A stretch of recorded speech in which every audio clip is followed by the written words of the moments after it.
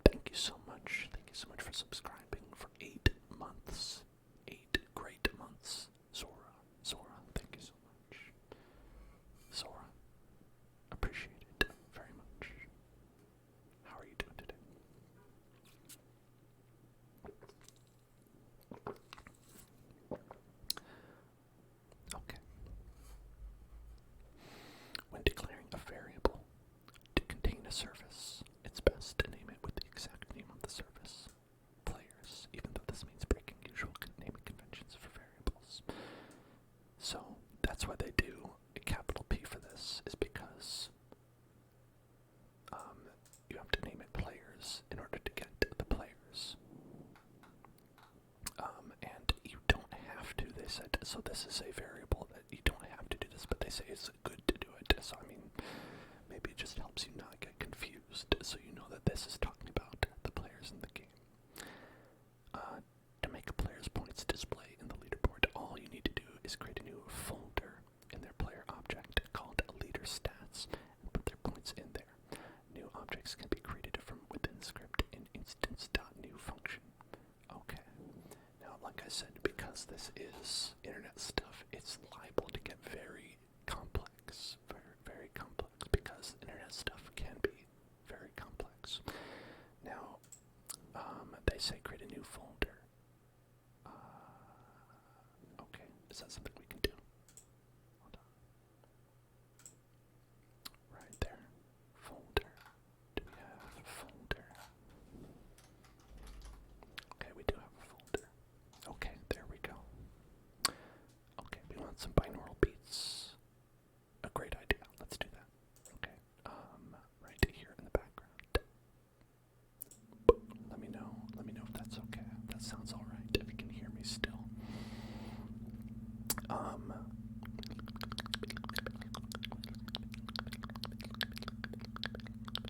Oh, okay, right, never mind. We're not doing that here. We're doing that inside the script. So this is, we are going to, because if I do this here, it's only going to work for Hellzone Club, right? We want to say if anyone joins in our multiplayer game, whoever joins, we want to add a folder right here. So what we're going to do is we're going to do that in the script. That way, that happens live, and we don't have to do it manually, because that would be impossible. All right, so it should be simple to do. Okay, so local leader stats equals instance dot new folder. Okay, so we're going to make a new folder, and what that'll do is basically what I did right there. It'll be like make a new folder, right? So it's doing that live. We don't even have to do it. Like I said, programmers often lazy. Set the name of the property to leader stats, of leader stats to leader stats. Okay. Leader stats dot name equals leader stats, and then leader stats dot parent equals player. All right. Now, what this does is this makes a new folder. Leader stats is going to be the folder, and then we change the name of the folder to leader stats. So instead of being new folder, instead of just opening it up being folder, it's going to say then rename this folder to leader stats. Right? And then make that, attach it to the player, right? So it would just make a folder, just not attach to the player, and it would just say attach it to that player, make sure it's right here. So that would make sure that we do that. And basically this function does everything I just did automatically. So it's pretty useful in that sense. Oh, and now Pimposo has an important message for everyone. Subscribe to the Hellzone. Subscribe to the Hellzone. Subscribe to the Hellzone. Subscribe to the Hellzone. All of this information pouring into your head. Wouldn't it be nice to just subscribe to the Hellzone? Let it all go and subscribe to the Hellzone.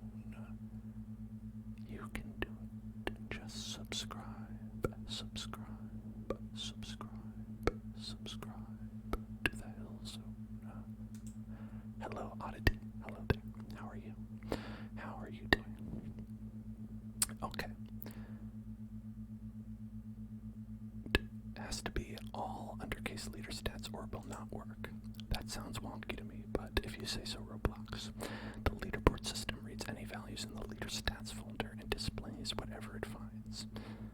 To add a stat which will track the player's points, a new int value object can be parented into the leader stats folder. The name of the value object will be displayed alongside its current value. Int means integer, like a number, a whole number, 1, 2, 3, 4, 5, not a fraction. Use a variable named points to create a new int value using instance.new. Okay. So we're going to do that right below, right here. I'm going to go local points equals instance.new int value.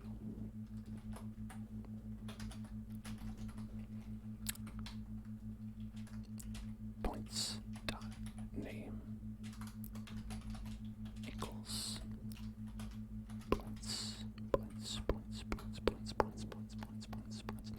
points dot value equals 0. So we start at 0. Points dot parent equals leader stats. Now what does this do? So this makes it so that we're making an integer, right here. The integer is points. It starts at 0. It's called points, so it'll be a little integer that appears in the folder right here. It'll just be the number 0, right? And the points.parent makes it so that it is the child of that folder that we make. So when the player joins, we're going to make a new folder. We are going to call it leader stats. We are going to make an integer.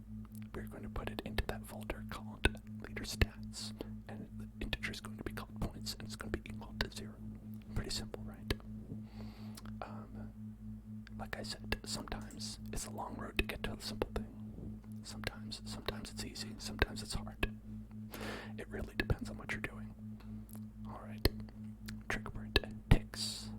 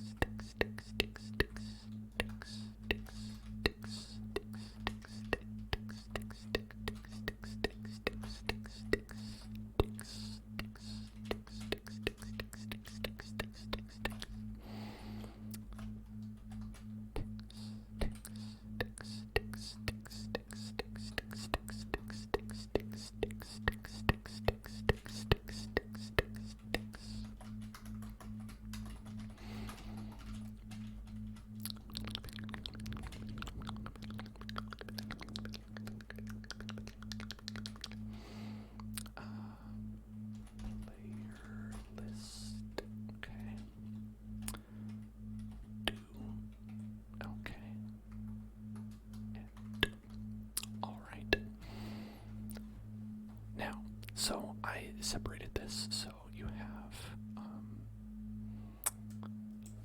like I said, that differentiation. It's just for organization. It doesn't actually do anything. This little line right here. Just so we know that this is the function that we're going to be calling, and these are the things that are actually going to happen while we're live, while we're playing the game, right? Alright, so what I added here was while true. So basically, this is always going to happen. It's going to be happening every frame, right? Every frame. It's going to go up here. It's going to wait 1 second. So it will be called every frame, but it'll only be called every frame with 1 second delay, right? So it'll start right here. Game starts. Wait 1 second. Then it does this. Then it ends, and then it starts again immediately. And it waits 1 second, it does this, so once every second, this will happen, right? This makes it so that once every second, the stuff that's in right here will occur. And so what we're going to do, once every second, we will get the player list, right? us the list of all the players in the game. And then for current player equals 1, player list do.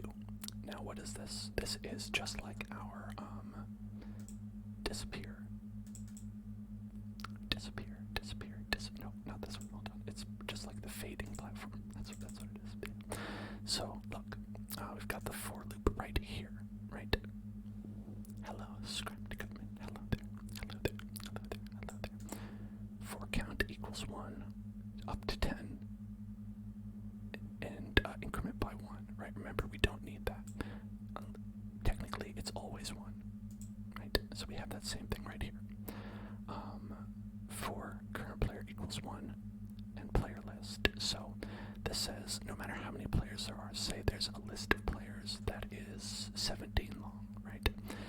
So for current players, this will go from 1 to 17. It'll go through all the players. And this is basically a loop to make sure that we are looking and doing something to each player. And what we're going to be doing to each player is adding 1 point every second. So this says current player equals 1. Here we had count equals 1, right? So it's basically a more advanced version of this, where instead of going numbers 1 through 10, just counting up, we're going from 1 to however many players there are. In this case, it'll be 1 because it's just me. So from 1 to 1, just the 1. We'll go through and we'll add a point, whereas here we're making the transparency go down for each one, right? And unlike this one, we had it wait because we didn't want it to happen all at once. We didn't want it to just disappear in like 10 frames. This time we actually wanted to go fast, right? Because when you're adding a point, you want to add a point to every player all at once, right? Or as close as you can. This makes it very close to that by doing 1 each frame. Technically not doing adding it to everybody at once, but doing as best as we can do in the situation. Okay, so we gotta add a point, gotta add a point, gotta add a point, gotta add a point, gotta add a point, gotta add a point, to award a point to each player in the for loop. You need to get that player out of the array and add 1 to the points object stored in their leader stats folder. Objects stored in an array are accessed using square brackets. For instance, the first item in the player list array can be accessed with player list 1. If you write a player list current player in the for loop, you can move through each player in the list with every iteration of the loop. Okay, so they don't have 0 as the first one. Fine. If you write a player list current player for the for loop, you can move through each player in the current list with every iteration of the loop. Store the player at a player list current player in a variable called player. Right? Store the player's points in an object.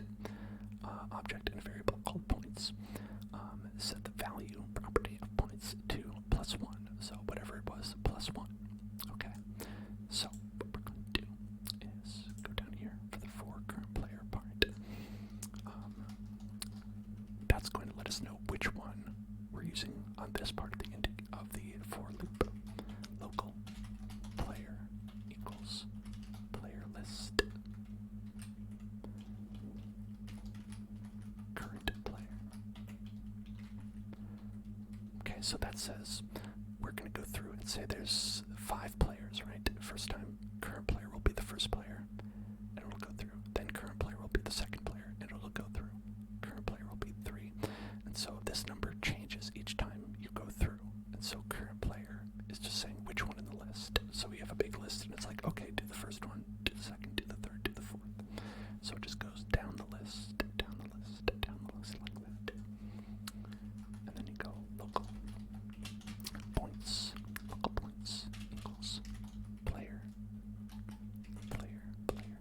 dot leader stats dot points, player dot leader stats dot points, player dot leader stats dot points. I want to make sure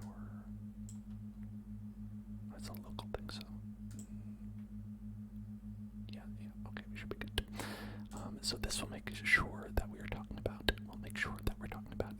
player dot leader stats dot points. So you don't have to do this in this situation. It's making it so that you can reference it right? If you wanted to do this, right? So we have points dot value equals points dot value plus 1. All right. Okay. Cutman is upset about losing a few rank in an FPS game. I've been there. I know how you feel. It's okay. It's gonna be all right. That's the kind of thing that sucks because a lot of the time it's just a game. You know that it's not going to make a big difference, but it makes you feel upset anyway.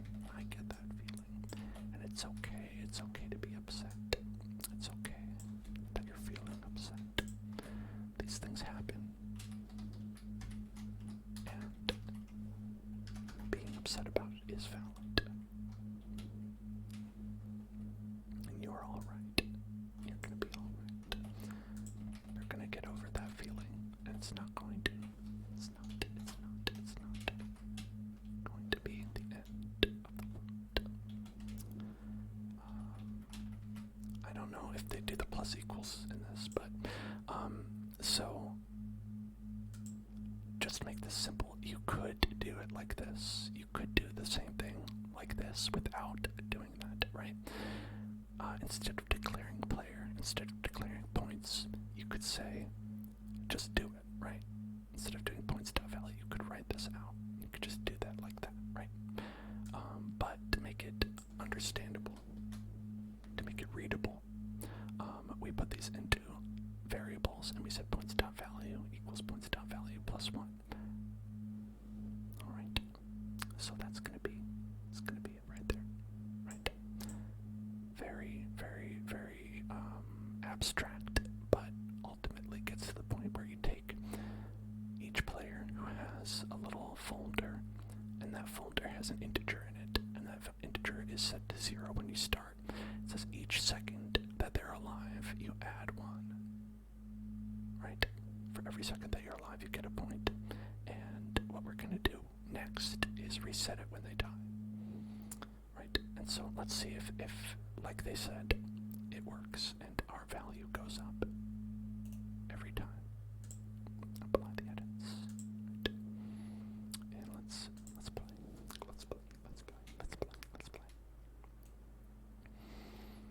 Okay. And you should see that I've got let's see, where's the player?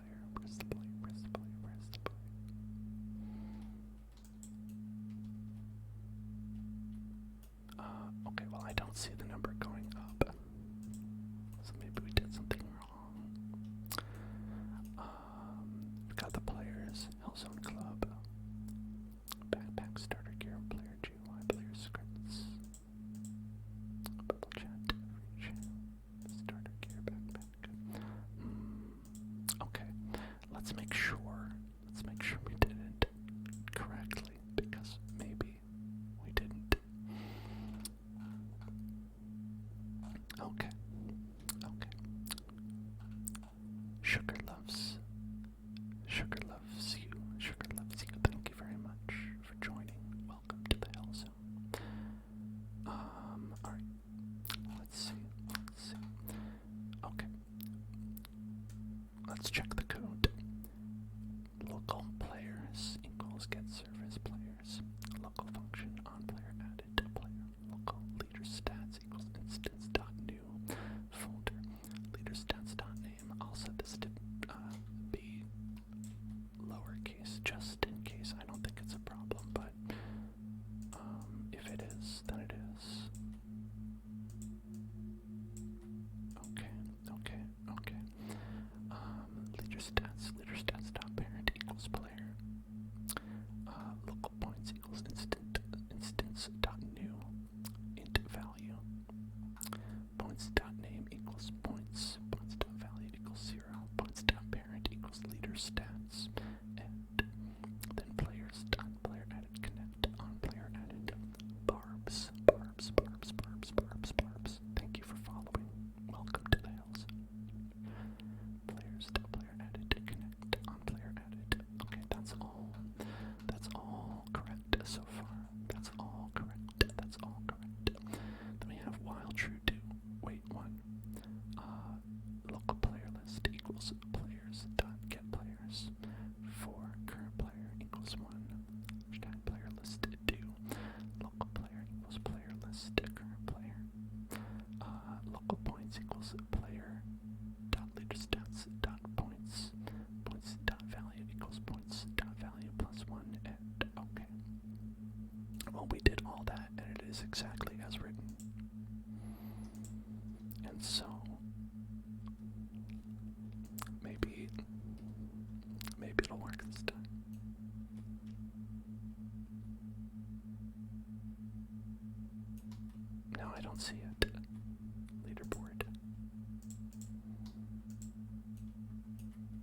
It shows the name, but it does not show. Interesting. Interesting. Interesting. Interesting. It's okay.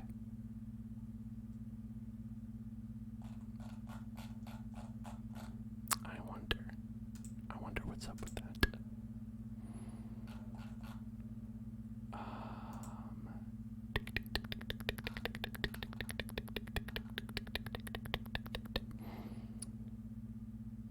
Server script is service. Setup points. Yeah, we've got that.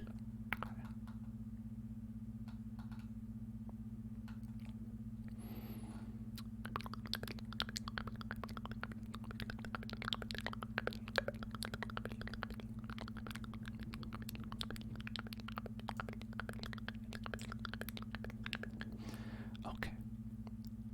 Now, the one thing I'm wondering is this being called on player added?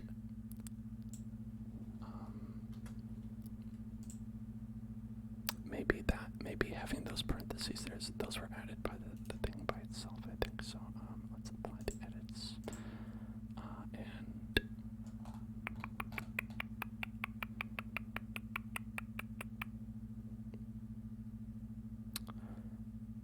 maybe that was it.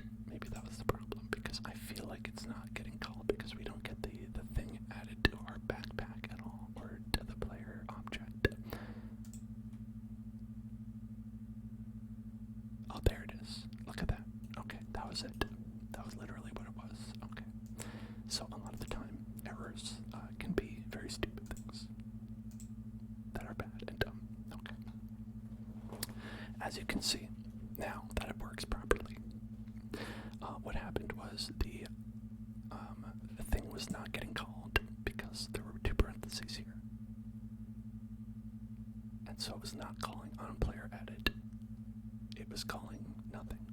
So when player added connect, that was happening, but it was not going to here because somehow there were two parentheses here. Okay. And now, so it added a folder. It attached the folder to Hellzone Club. It changed the name of the folder to Leader Stats. It added an integer called points that we added called points. And if you check here in the bottom left corner, we have some data about that. And it's, look at that. The value that's going up is 64 because once every second it adds 1. As you can see, it matches the amount in here. So our stats are just going all the way up. One problem. It doesn't stop when you die. It doesn't reset, you know. That's what you gotta do. That's what you gotta do. We gotta reset it when you die. That's the next thing. That's the next thing. That's the next thing. That's the next thing. That's the next thing. Look, I'm right. That was the next thing. Listening for characters. Shh. Let's listen for the characters. Gotta listen to the characters. The goal of the game is to see who can stay alive the longest, so players who die will need to have their points reset to 0. You'll need to get the character model for the player in order to detect when they have died. This model is only added to the game after the player object has been loaded, and you can use the character added event to listen for when the character is ready to use. Do I have commands? I have point things. I don't know what commands are. What kind of commands are you talking about? Okay. So we're gonna add, okay.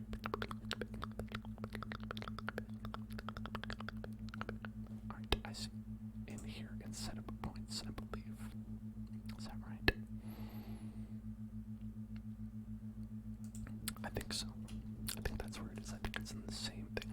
Right? Local function on character added with character and player.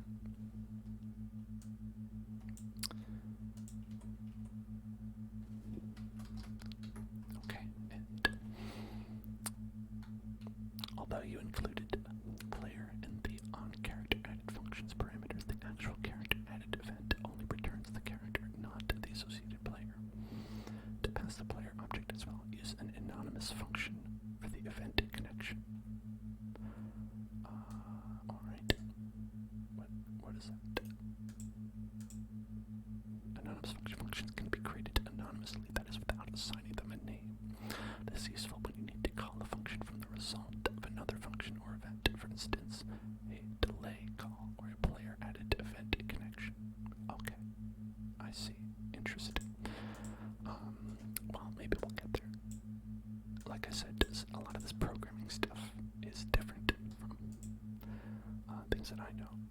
they call it different things. Okay. Right there. Okay. So after we do the int value, all right. Player dot character added connect function character comma player, I think, right? No, okay, just function character. Okay. Connect function character. Okay. Oh, just the one parentheses. Okay. Why just the one parentheses? Okay, because I see. Okay, right. Okay. Parentheses at the end. On character added. Character. Player. And. Okay. Okay. So, what we're doing here is when the player is added, right? That's the function that we had trouble calling, that we had to fix it when on player added, right? It makes the folder, it makes the integer, right, into the folder. And now we added a new feature to it where basically what we do is we find the player, we do character added dot connect, right? So we call that on the player actually, right? And then we call on a character added character comma player, right? So that's a new function that we're going to have to make.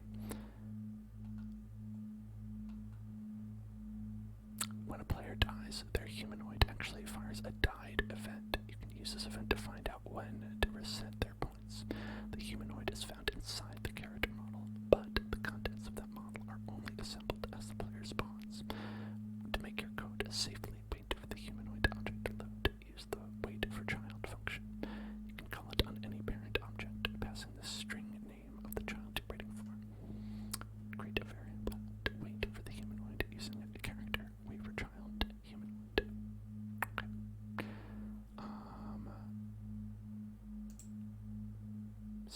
So we have this new function that we added on character added with the character comma player, right? So we have that right there. We've got local humanoid. Now you've got to remember, folks, that character and player are different. Character and player are referring to two different things according to Roblox.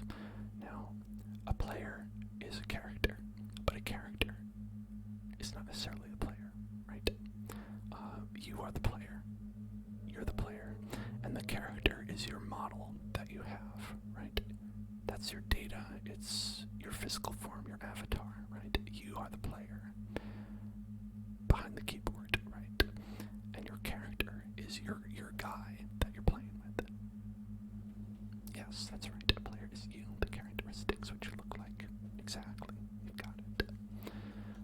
So that's why we have an on character added and an on player added, because we need to also do things with the character as well, right? When the character dies, we need to say reset your score.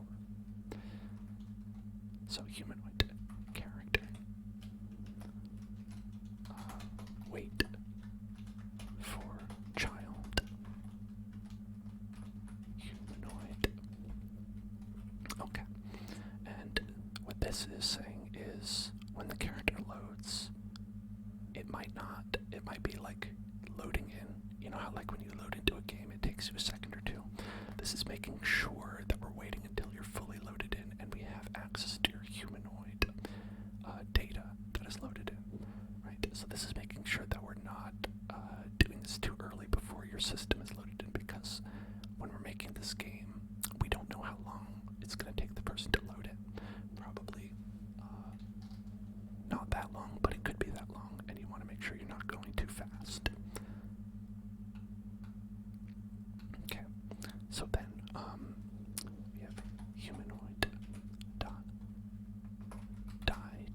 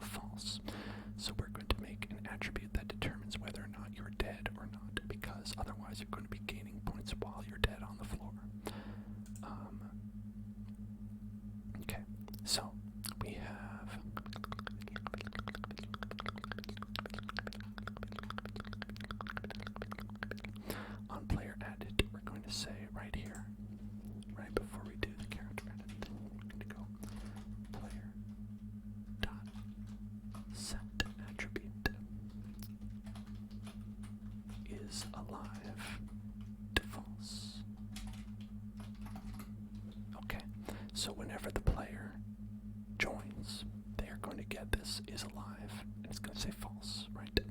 So to start off, you start dead. You start the game dead.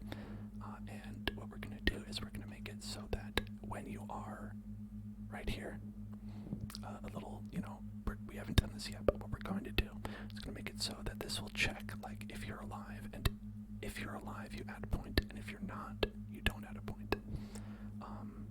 And so that'll be a good way to check. That'll be a good way to check. Okay. Now, one thing I would like to do, if I were making this, is I would probably do it all here, right? While you're going to add a point, if they're dead, reset the points, right?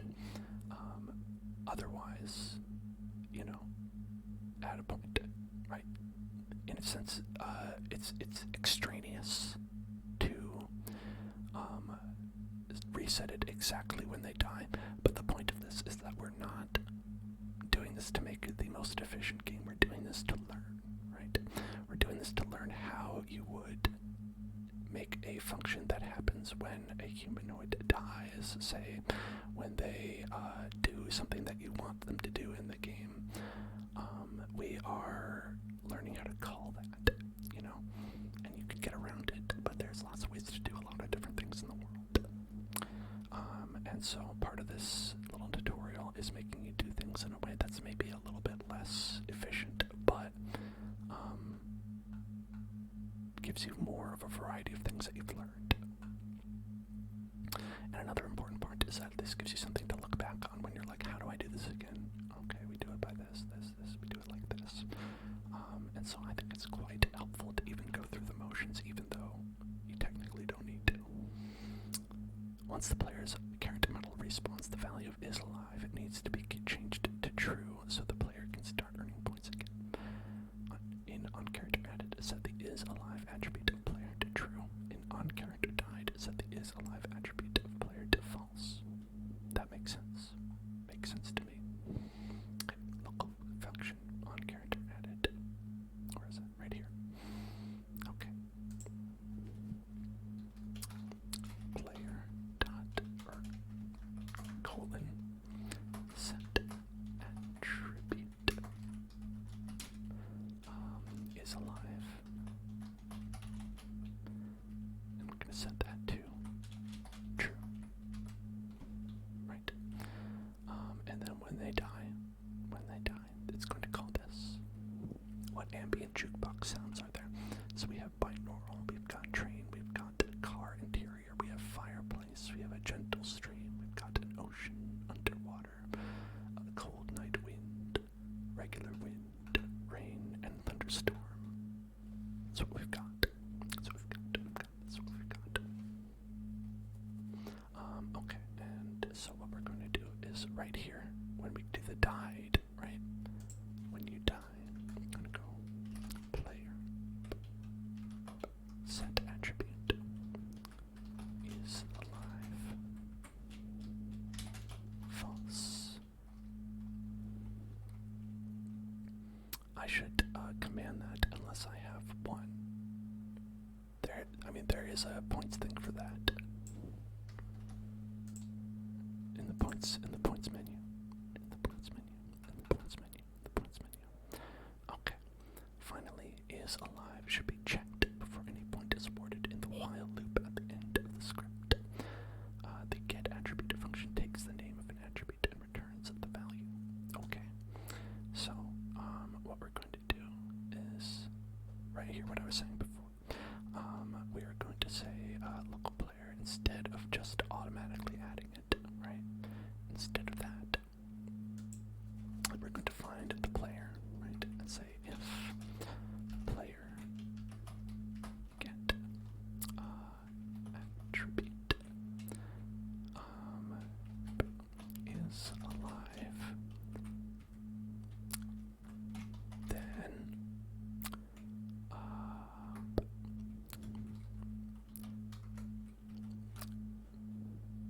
we're going to put this inside of that.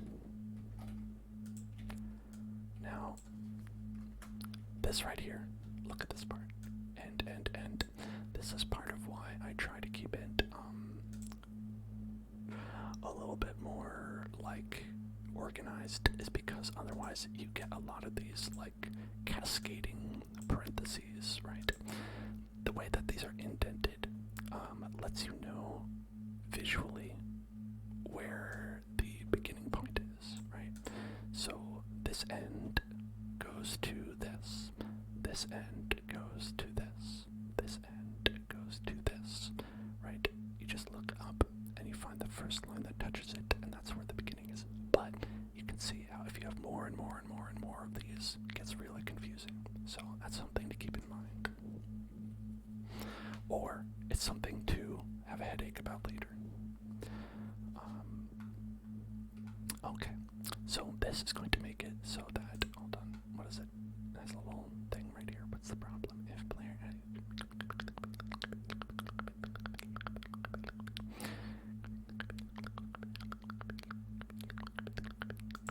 why is mine expected parentheses to grow? Okay, if, oh, I forgot.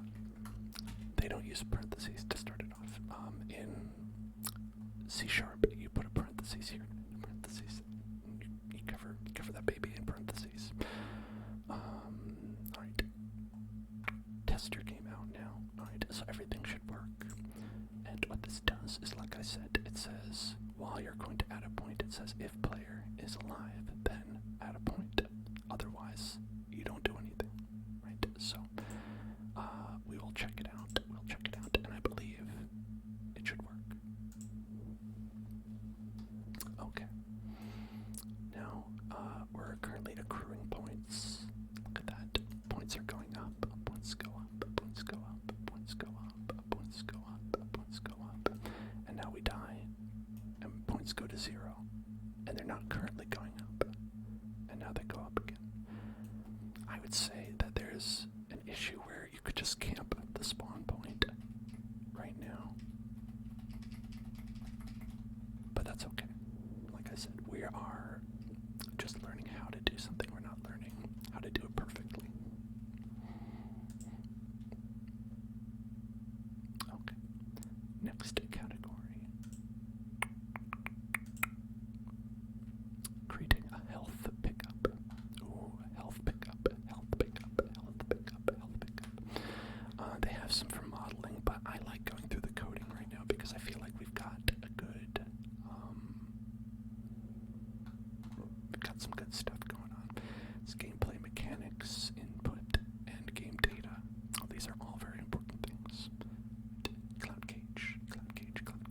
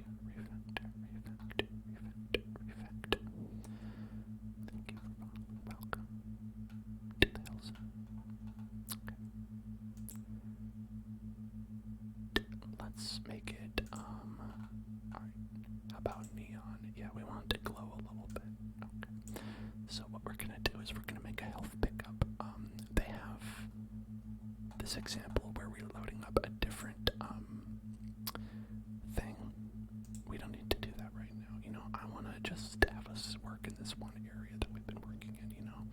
I think it can get a little bit too confusing to like go into a whole different thing with a whole different project. Yeah, there we go. Okay. If we can, let's see.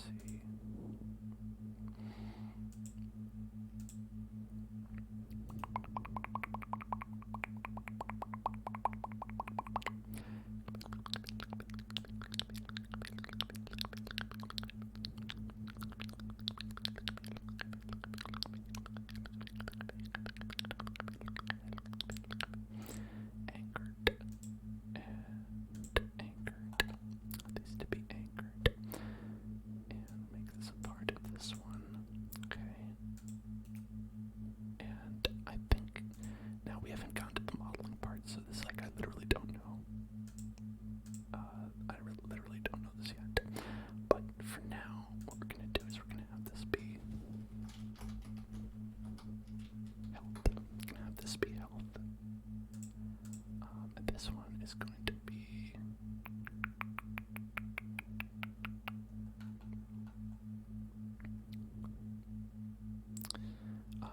can collide, can touch. No, nothing. Okay. Hey there, anti-hero. Hey, pay attention, pay attention, pay attention, pay attention, pay attention, pay attention, pay attention, pay attention. Right here. Hey. Pay attention, pay attention, pay attention, pay attention. Right here, pay attention. Hey, it's time to get tingles, time to get tingles, time to get tingles, time to get tingles, time to get tingles, time to get tingles, time to get tingles, time to get tingles, time to get tingles, time to get tingles, time to get tingles, time to get tingles, time to get tingles, time to get tingles, time to get tingles, time to get tingles, time to get tingles, time to get tingles, time to get tingles, time to get tingles. So get tingles right now. Get tingles right now. Get tingles right now. Okay, so here we have a health pickup. Yeah, health pickup. A big glowing cross. Big glowing cross. Big glowing cross. Big glowing cross. And the idea is that when you pick it up, it's going to restore your health. Any missing health that you might have, it will restore it. Okay. Each health pickup is a union of two rectangular parts with a green point light inside. Oh, really? Oh, well, I don't have one of those. They're stored in one folder in the workspace called health pickups. Okay.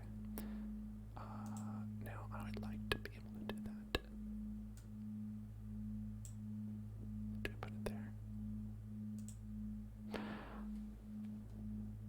Full health restore from one pickup. Well, maybe. I don't know.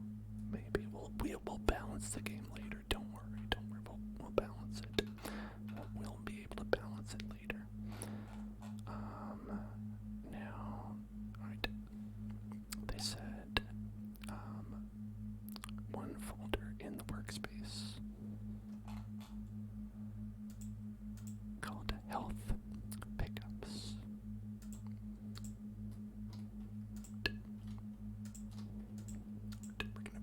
We're gonna put this, rename this folder.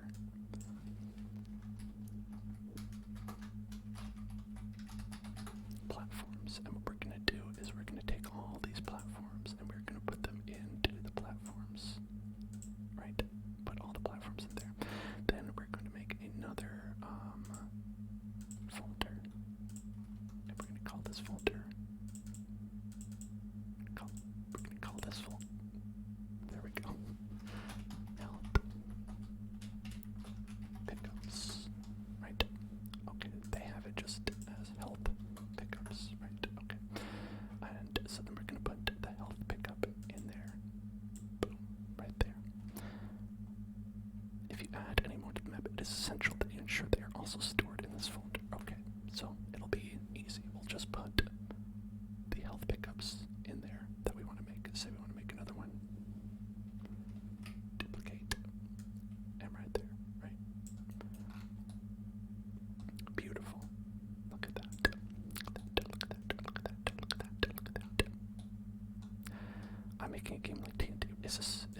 mean, I'm pretty sure this is like several games that have come out, I'm sure. Now, I think that the idea behind this is that we are going to make it so that no matter how many helpings you have in here, they don't need to have their own individual script. That we're just going to make a script that activates with anything that's in this folder. So the script needs to restore a player's health. This pattern should be familiar to you from the Deadly Lava course. Script server service.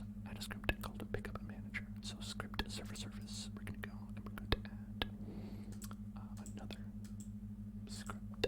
We're going to call this script. We're going to call it pickup manager. Pickup manager. Pickup manager. Pickup manager. Pickup manager. Pickup manager. Spicy meatball. Alright. I'll conduct the next part in Italian, so folks from Italy will be able to follow along as well. Right.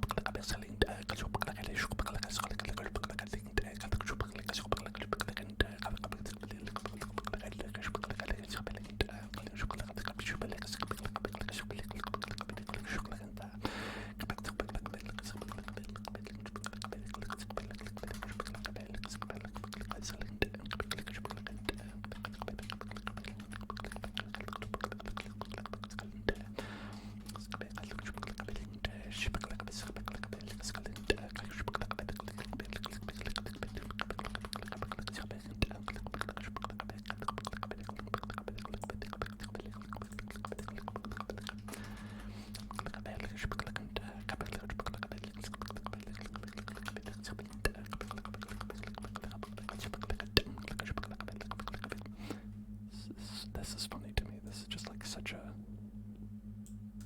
fine first child, which is a humanoid. It's just very funny.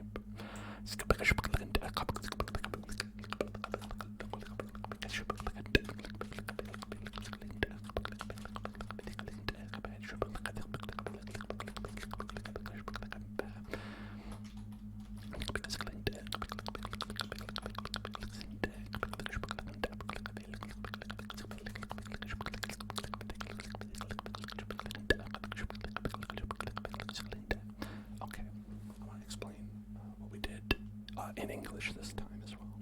So we are doing basically, as you can see, it's in script server service where we put the setup points right here. So it's similar in function to this, but what this is doing is we've got our max health, and instead of doing something like making them die, we're going to make them live, and we're going to make their health go up. In this case, to max health, we could change it later, and we could, add only a little bit or something like that. Okay. And now, what we're going to do.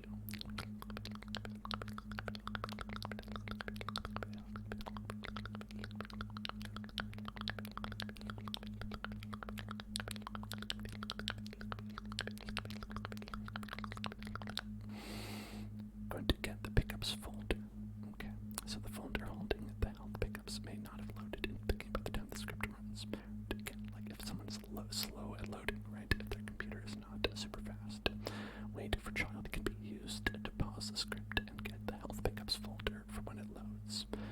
When called on a folder, the get children function will return an array of the folder's contents, and beneath the max health, declare a variable called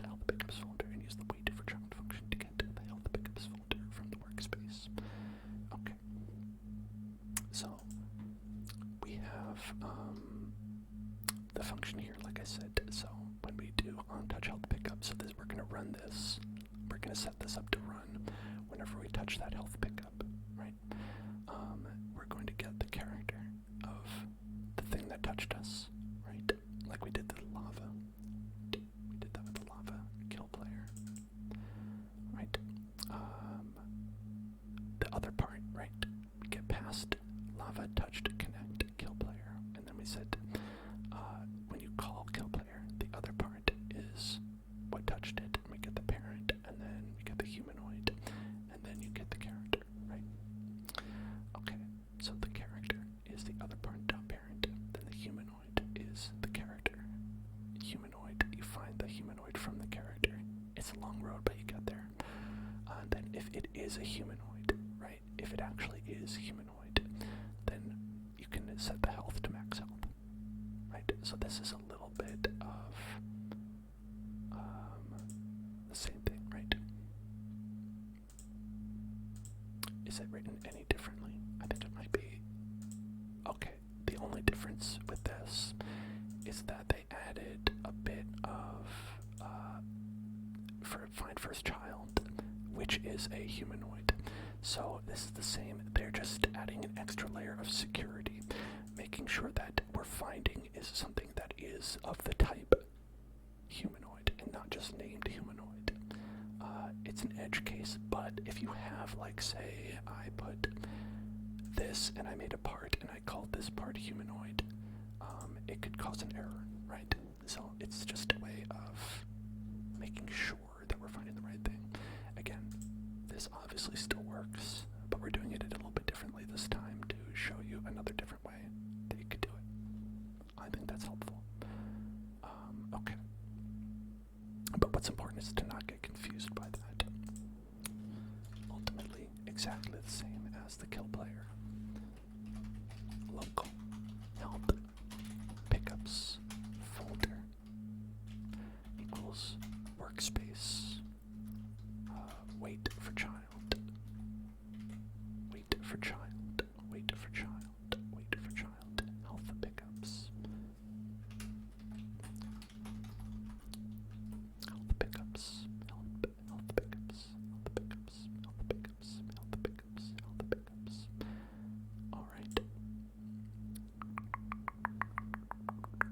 So that's looking for our workspace, which is right here. It says workspace, and it says and wait for child health pickups. And so that's just saying, hey, anytime you find this, use that, right? Wait for child is the same as finding the child. It's just adding a little bit of security.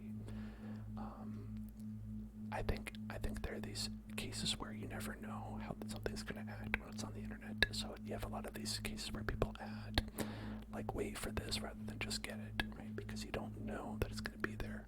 You don't know what's going to go on with the internet. I don't know. And so it just says, hey, workspace, health pickups, workspace, health pickups. That's the pickups folder. And we've got some health in there. Now what we're going to do is we're going to say the health pickups. Local health pickups is health pickups folder. Get child. Get children, multiple children. Get children, all of them. We want all the children. All the children are health pickups in that folder. Anything you put in that folder is going to become a health pickup. It doesn't matter if it looks like it or not. It'll be a health pickup because it's in there. All right. And so then we have all this. That's all the same. Okay. Looping with eye pairs. Delicious. I love some delicious eye pairs. On-touch healing health pickup needs to be called for each health pickup in the array. To do this efficiently, a new kind of loop syntax will be used. Eye pairs is a function that can be used with a for loop to go through each element of an array. Do not need to specify where the loop begins and ends. A loop for using eye pairs is defined as follows. For index value in eye pairs array do.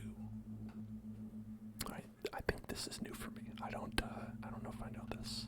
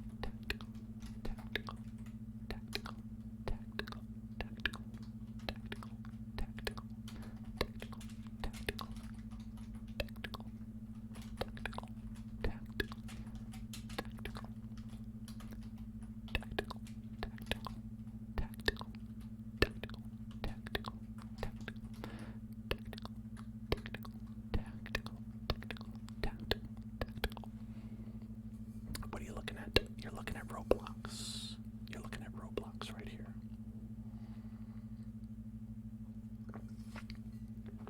It's your favorite Roblox. Your favorite Roblox. I have a water jar request, a tactical water jar request.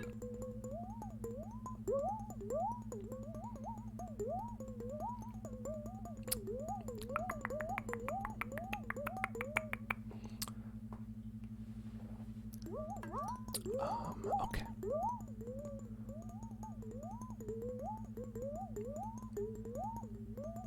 So the reason that we're doing what we're doing is this. In the example below, you don't need the index for anything, so it can be left blank with an underscore. So it can be anything. You could put an underscore, you could put the letter X. I usually like to use an X for just a variable that you don't need, that you just are filling in. You know, just, it doesn't matter. It can be anything. It could be pizza.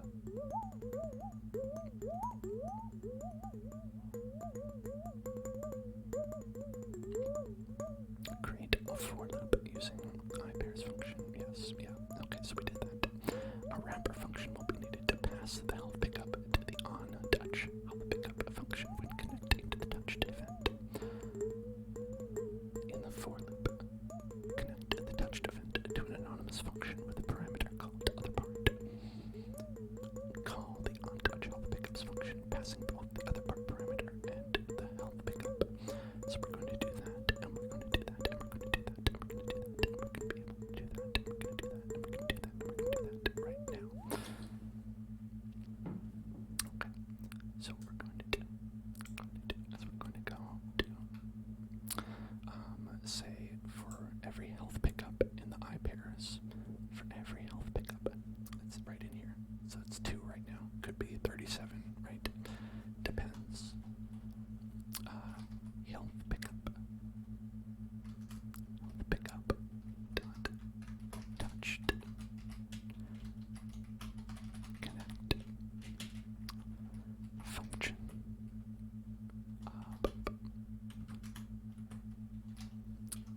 Other part. Okay. And then on touch health pickup. Other part. Health pickup. Okay, so what we're going to do is we're going to have a for every health pickup that's in there, we're going to add a function, right? We're going to add a reaction that when it's touched, connected to that function on touch health pickup, right? So this is making it so that no matter what's here, we are adding the ability for it to do something when it's touched. So it means that we can add, we don't have to have the script on each of these parts, right? Having this, we could just add as many things in there as we want. They don't have to have any scripts on them. It's just the object itself. And it just does what we want it to because we're telling it to right here. Right, and this isn't on the health, right? It doesn't have anything on it. The point is that this is on the script server service, so we can actually call it from here. And that's helpful because if you add 500 of these, right, it's the same as having one. This is making it so that something that you're going to have a lot of copies of isn't going to be like, you don't have to like set it up with like a script, and you don't have to have it do all these things. You can just be like, okay, 1 or 500, it's all the same, right? You can spawn 1 cheese wheel, you can spawn 500 cheese wheels, they're all going to be the same. And the wrapper function will be needed to pass the health pickup. Yeah, so we got that. Test your code now, and you should find that the health pickup restores your health, because we have max health. You'll need to damage your player first. Try standing on the vent next to the spawn point. Okay.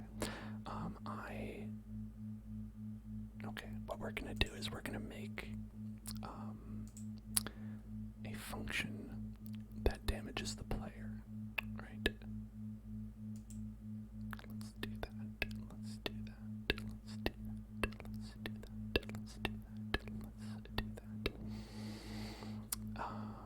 So then the players, it's not the same as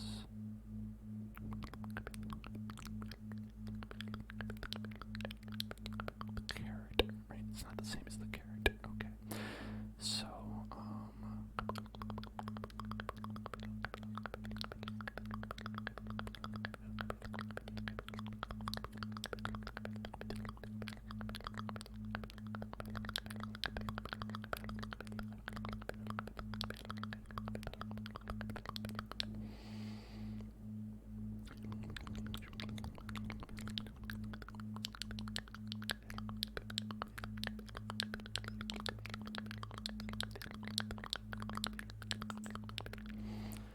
now I wonder if we could do it like this. Local characters equals game get service.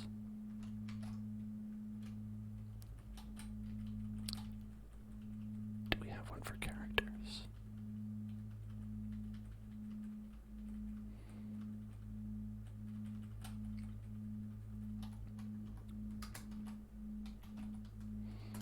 Oh, we don't actually. That's interesting. I wonder why not.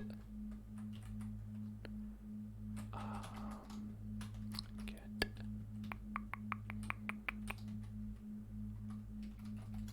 I wish they made that easier. That does seem a little bit strange. It does seem a little bit strange. It does seem a little bit strange. It does seem a little bit strange. A little bit strange. Okay.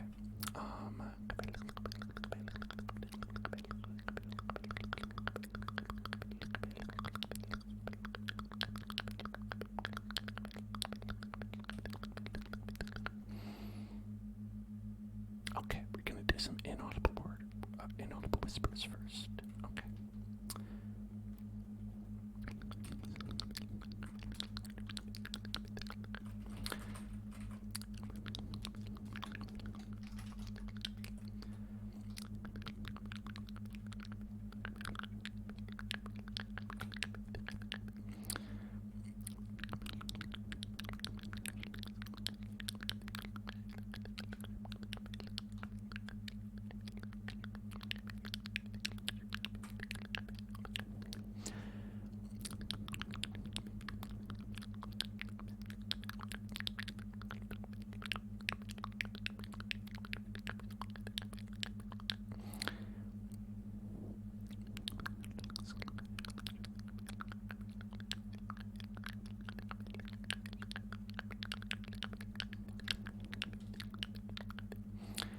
Hello, J-Rod. Hello there. Hello there.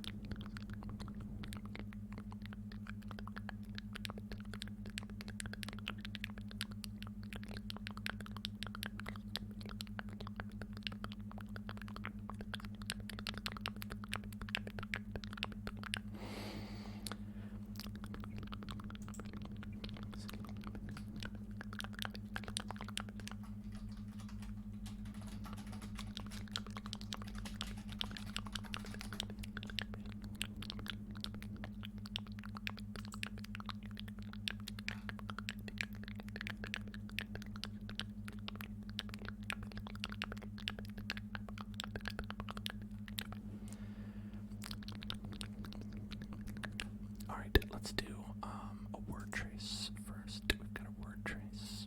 Got a word trace here for Roblox. Roblox R O tick tick tick tick tick tick tick tick tick tick tick B L O tick tick tick tick tick tick tick tick tick tick X Roblox Roblox Roblox Roblox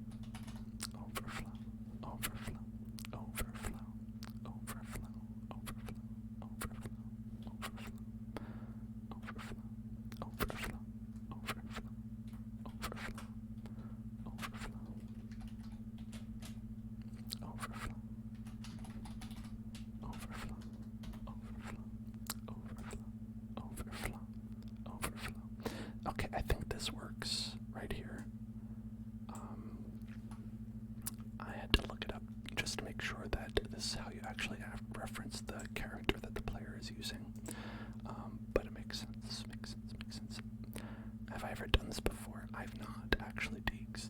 I've not done this before. This is my first time using Roblox and also Lua. It's complex, but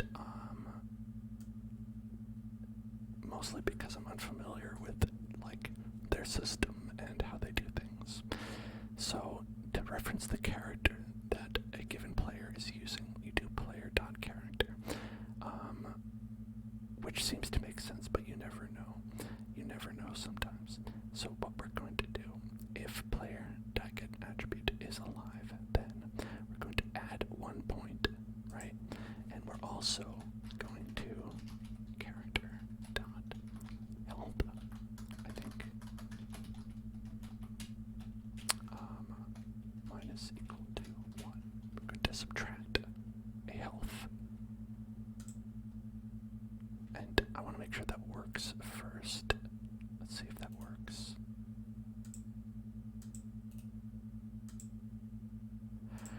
So, what should happen is every second you get 1 point and lose 1 health. Is that happening?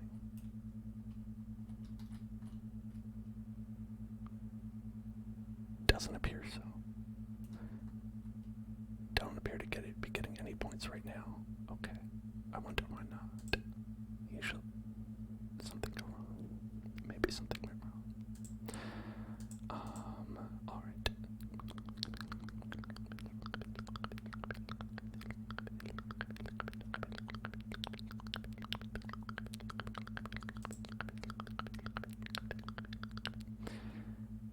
Okay, I guess it's humanoid, right? Humanoid.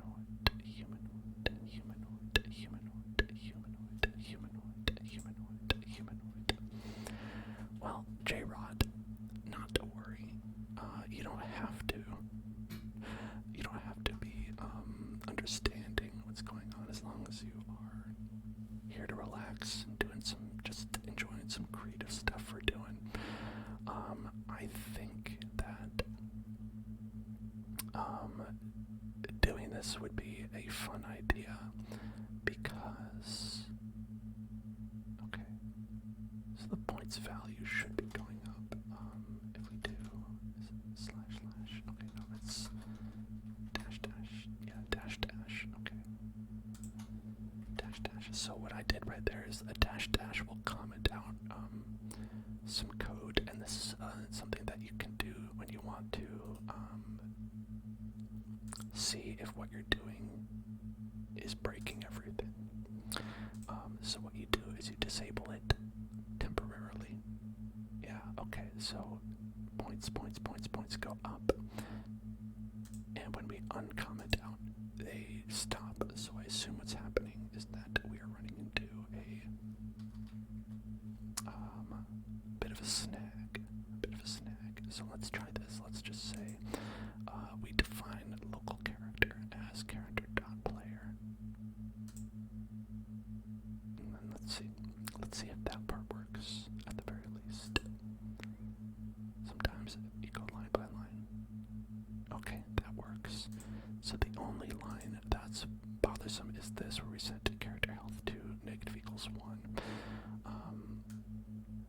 And perhaps that's the result of me being lazy. Let's just make sure that that is not the case. Character health equals equal to character health -1, right? So we'll just, instead of using my shorthand, which was -=1, which I don't know if that works, I'm just setting it equal to -1, like we did in kill player, where we set it equal to health equals 0, setting it equal to its current value -1, right? Okay, so then we shall go, we shall play, we shall see, right?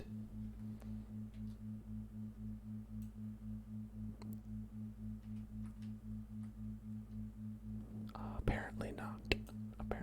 It got stuck at 1 point and then stopped running.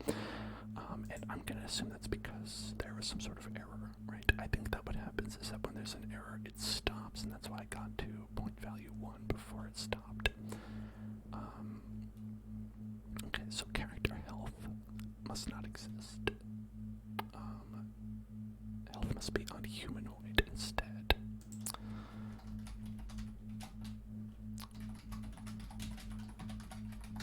Okay, we're going to see.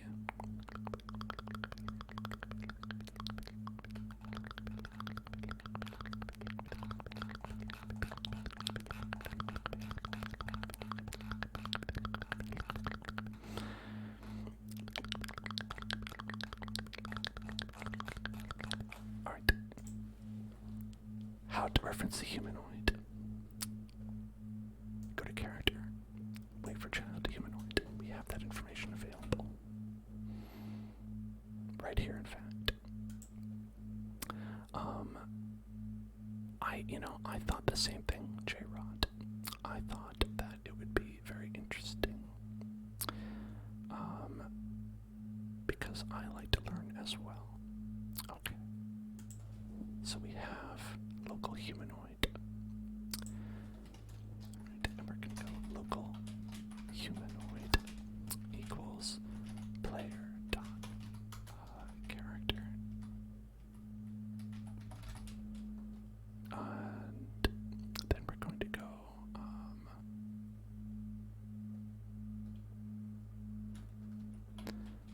wait, actually, you know what, let's just do it simply. Character. Wait for child humanoid. Okay, so this same code that we have, we're going to copy and use down here to get the humanoid. Instead of setting the character health, we're going to set the humanoid health, because I think that is how they have it set up, that it's not the character that has health, it's the humanoid. Confusing, but if that's how it is, that's how it is. Deeks with like a noisy hydration check. You got it.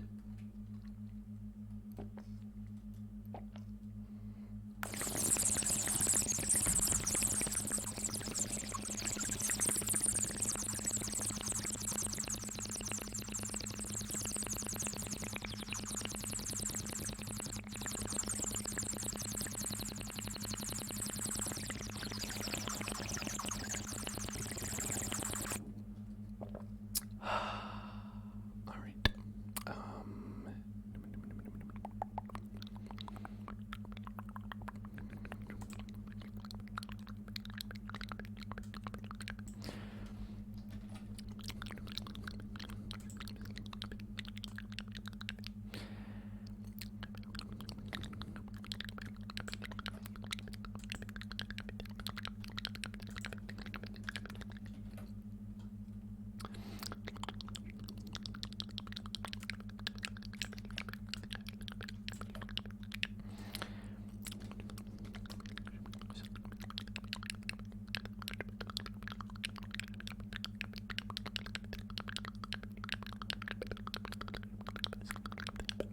Thank you, Deeks, reminding everybody to stay hydrated, hydrated, hydrated, hydrated, hydrated, hydrated, hydrated, hydrated.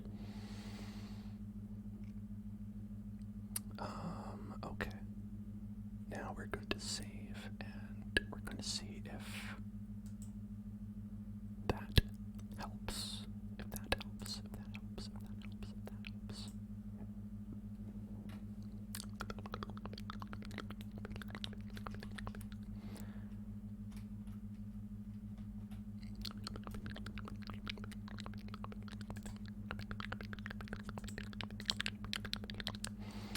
So that seems to be creating an issue for saying if humanoid, then humanoid health. That should be working because that's what we have. What will this game be about? I'm thinking that this test game that we're doing just appears to be like basically like a Mario Party minigame,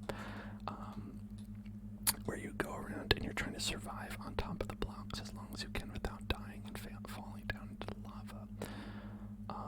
But I think that we are going to do something a little bit more complex afterwards.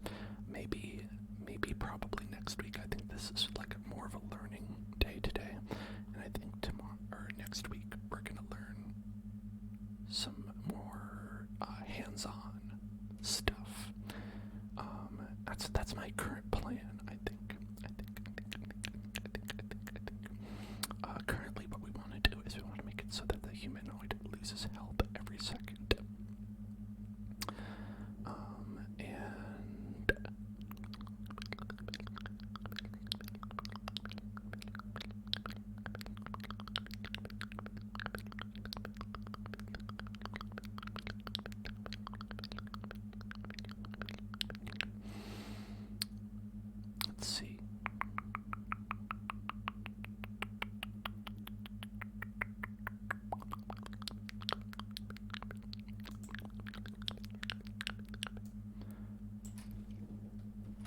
Okay.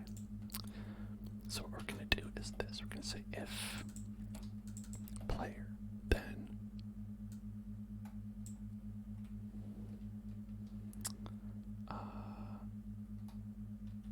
character. If player, then character. And then if character,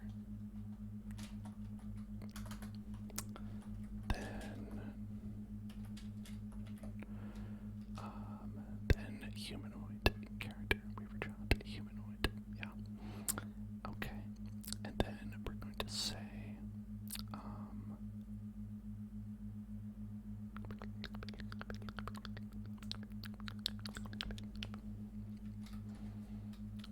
right here.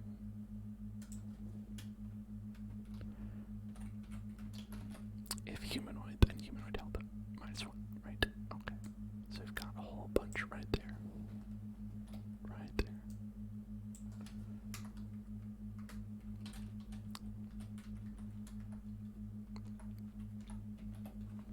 And this is our little test stuff right here. Basically, we are just adding this little section in to try to make the player lose health once per second. And this will like let us know if it's working. And if it isn't working, we can try to dive in and find out precisely what kind of code we're not doing right, because no idea. Okay, so that's going up now. And I've got health. Are we losing health? We currently have a good amount of health, it looks like. I wish I knew how much health we have. Okay, inaudible whispers. Let's do some more inaudible whispers. It doesn't look like it's going down to me.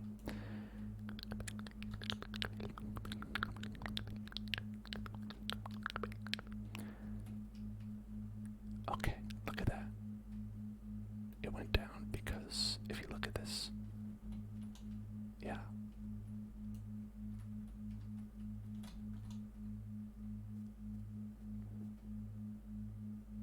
Whoops. Okay, I think it's just not going down enough. Alright, so we can try that. We can try that. We can try that. We can try that.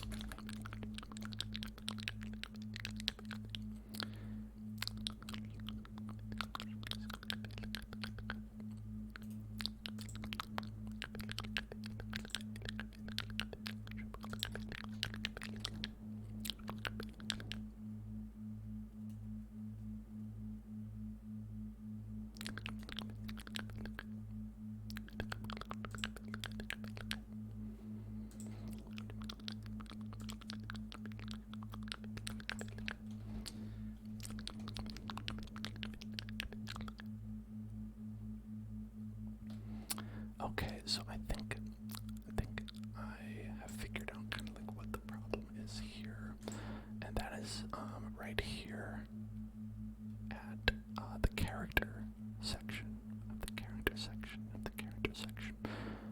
It's not able to find player.character, which I believe I read on the Roblox reference pages that is how you do that. Reference, let's see, reference humanoid from player, reference humanoid.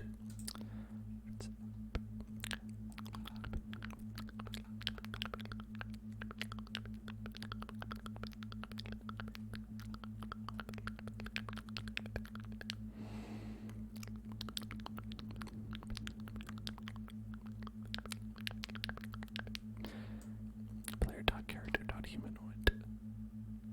I mean, that should be it, right? Should be player.character.humanoid.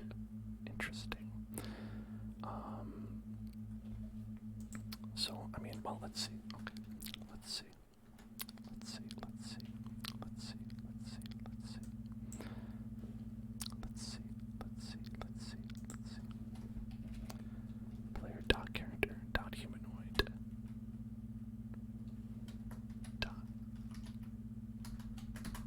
Health equals player.character.humanoid.health minus 1.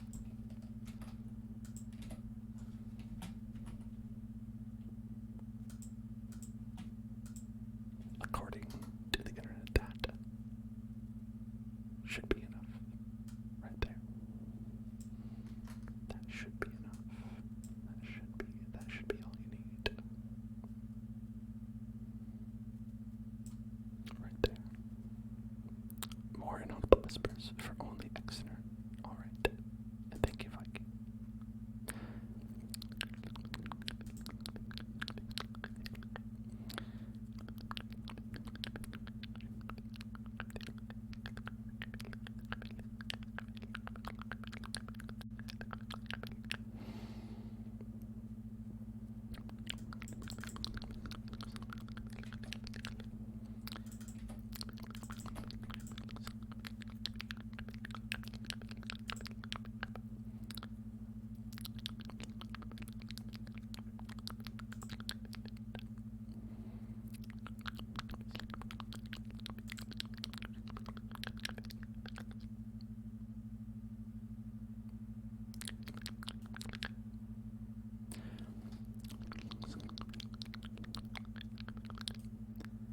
Well, it seems like it's working.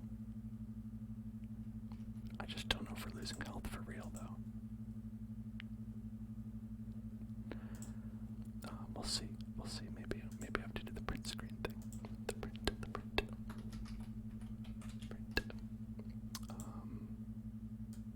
We'll have this print the player's health.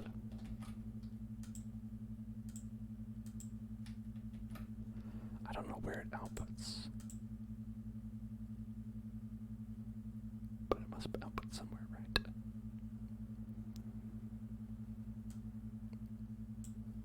It's got to, right? It's got to do that. Okay.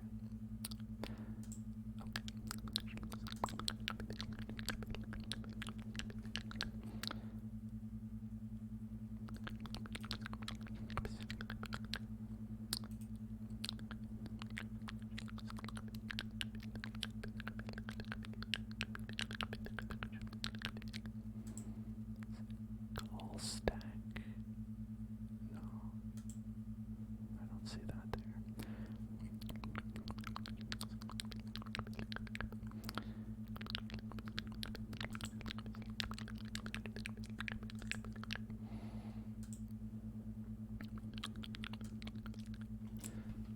Well, why don't we do this to make sure that print is working and we know what it's saying? We'll do print health, and then it should say what the health is. Okay. I think testing things out like this is a good way to figure out like little questions you have about the system. Like, what does print do? Apparently nothing. Apparently nothing. Apparently nothing. Apparently nothing. Apparently not anything. Okay, the changes you make will be lost when you hit. That's interesting. Is it live? Is it testing it live?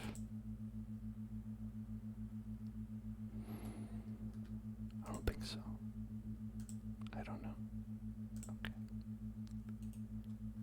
Apply the edits. Apply them. Apply the edits. Apply the edits. Apply the edits. Apply the edits. Apply them. Okay, so, the thing is, I don't know where,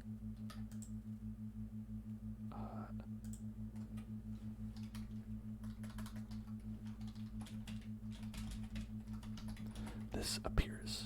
Hi, I am text.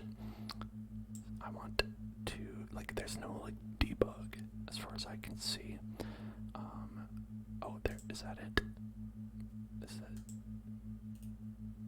does that do anything? Add watch. Okay, maybe that's it. Maybe that's where it comes out. Like, at this point, I frankly just want to know where, when you say print, where does it print? You know?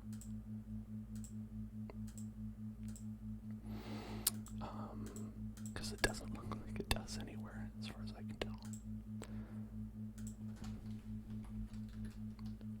Like, you say hi, and then, okay, that's not this chat.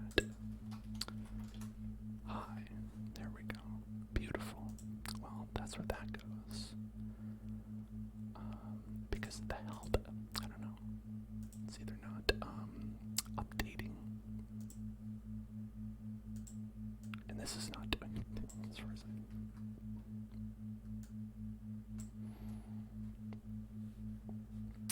Yeah, that's the kind of thing, like, that makes it, like, harder to, like, fully,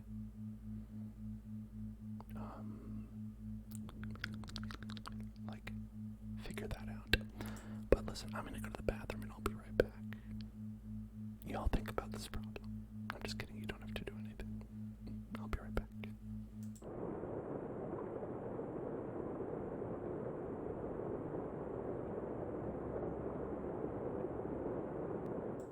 Hello, I am back. I am back. Hello there. Hello there. Hello there. Hello there. Okay.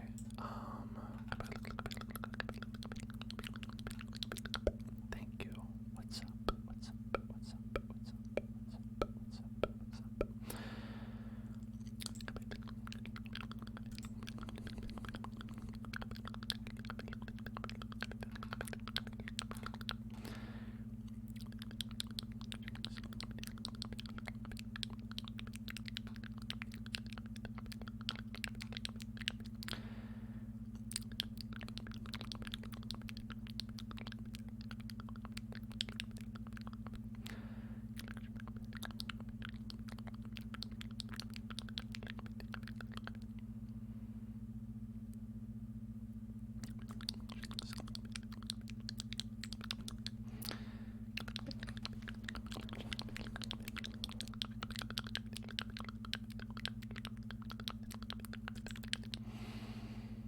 Okay, so,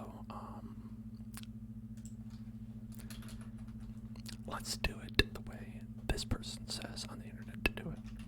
We'll call player equal. Okay, well, we have player, so we should have that. Local chart, local chart, local chart, local chart, should be the player dot character. I don't know why that would be, that would not pop up.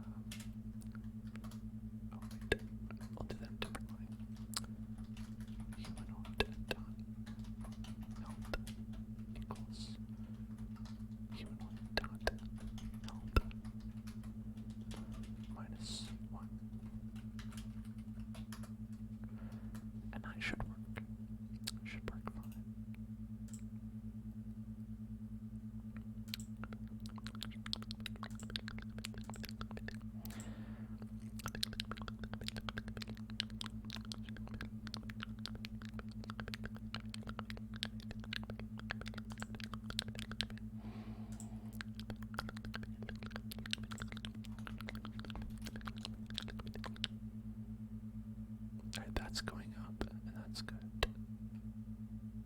Is health going down? It's hard to tell based on this red and green background here. I don't think so. At least this is going. That's good. It's good that that's going.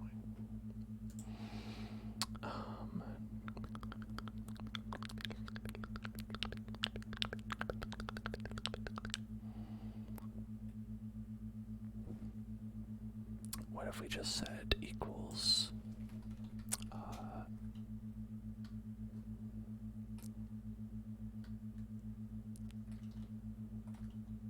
well, what's the health equal to? I don't know. Equal to 50. Let's set equal to 50 and assume it's out of 100. I don't know if that's true, but that feels right. It feels right to me. I feel like 100 health is what you would say that you had, right? You'd say you had 100 health to start out with. Okay, there it is. Okay, so that worked. We start out with 50. And do we get to 100 when we touch this? Oh, we do. We do. We do. We do. Okay, look at that. Look at that. Let's run 50. And when we touch that, we go up briefly. But then the next frame we go back down to... okay, so that's kind of what we want. It's got to be just a problem with how I'm doing it then. Okay, so I think we're doing it right. It's the problem with how I'm doing it.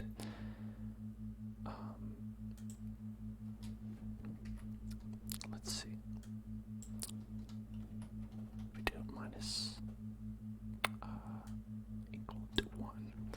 Is that incorrect? Is that not the syntax? That's what they call it. They call it syntax. Syntax. We're just trying to make this in a way where,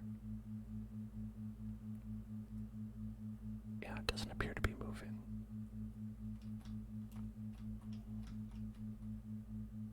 So there's got to be something wonky about this.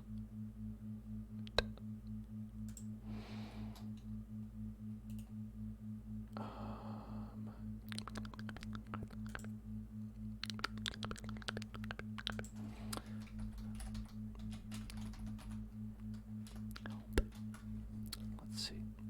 Humanoid.health. Humanoid.health.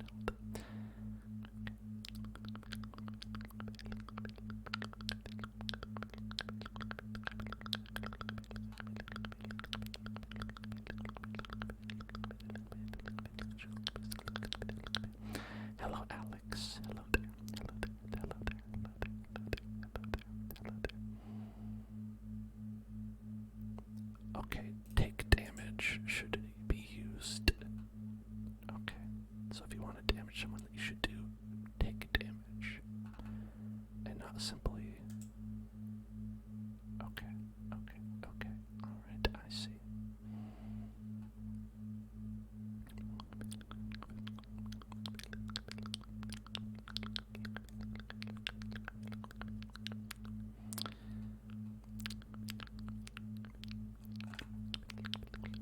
So if we do humanoid dot take damage,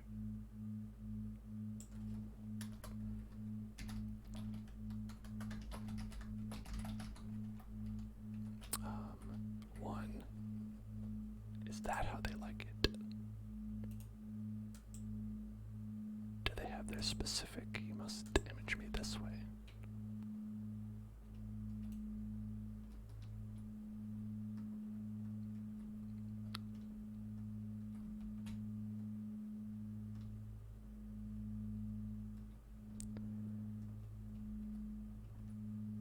Okay, currently that's not working with the okay, so it's not, it doesn't appear to be working. Okay. Right, take damage, take damage, take damage, take damage, take damage, take damage, take damage, take damage.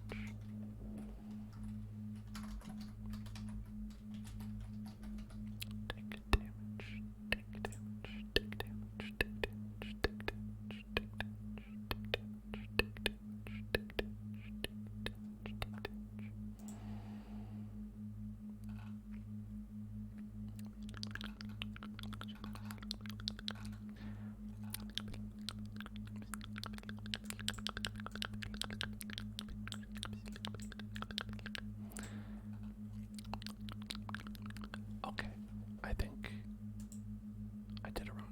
it's not dot, it's colon, dot, colon. Okay, it's another. Oh, this stuff. You love it. You love it. You love it. You love it. You love it. Okay.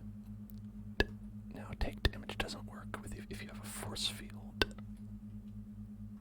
And now we got rid of our force field, so we should be taking damage now.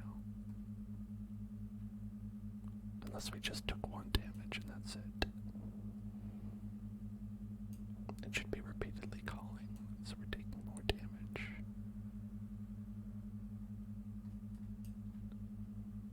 Is it possible that it's just slower regenerating health or something like that? That doesn't seem right. Well, let's continue to test with a little spicy meatball here.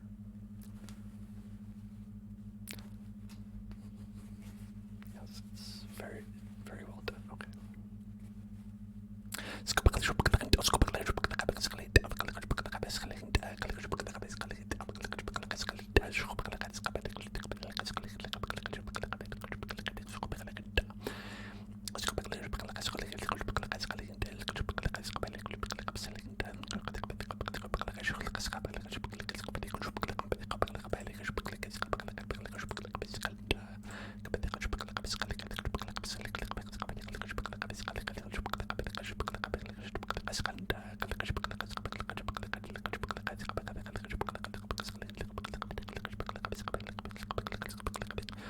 Look at that. Okay, you can see that right there. Look at that. Look at that. The health is going down. Oh my god. It's beautiful. I don't know why it wasn't working before. Kill me. Beautiful. That's what you like to see, folks.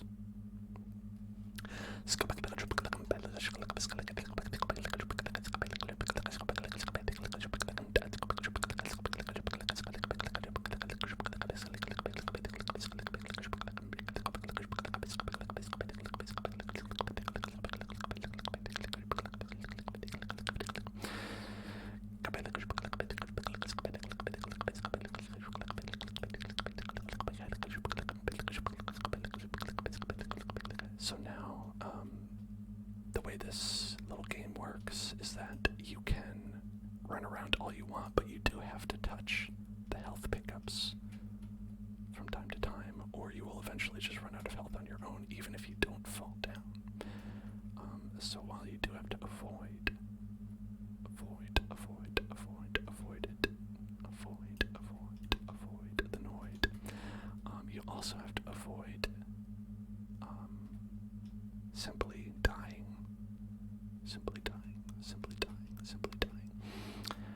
So as you can see, our health pickups, it's a long road to get there, but our health pickups do work. They do reset your health up in the top right corner.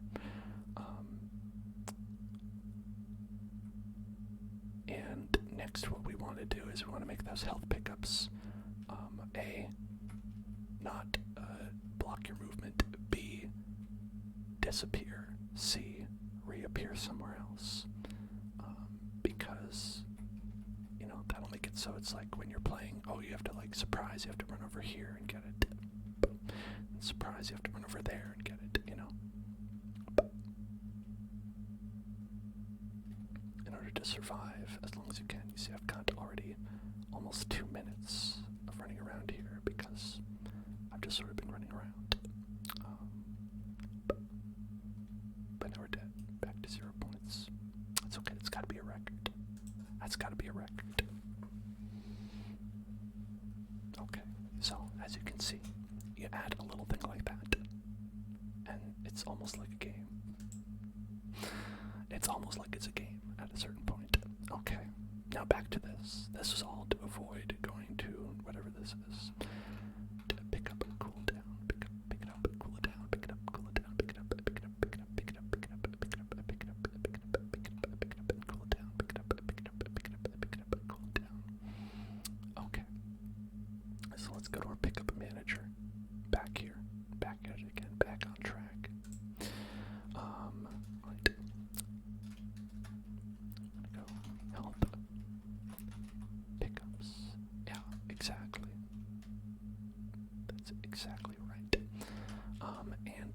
because you saw like the problem here, not to just brush by it. The problem was very simple. Ultimately, the problem was that what we were trying to do was all this. What we had to do was use take damage instead of setting their life to a certain amount, because that's what they prefer. And we had to use a colon instead of a dot. Very important, because that's the syntax that they go with. And then we had to make sure that we were calling the humanoid and not the character and not the player, because the health is stored on the humanoid, not the character and not the player. So it's just making sure that we have a reference to that and are calling the right thing. So ultimately, that's what most errors in coding fall down to, and is one reason why it is so much better when you can do things on your own, because you would know, right? I didn't know there's anything called take damage as a function, because that was written by the Roblox people. And so it's either you're going to know about it or you're going to have to learn it. Alright, so we're going to set attribute enabled equals true. So that's going to be good, because we're going to enable and disable the health pickups.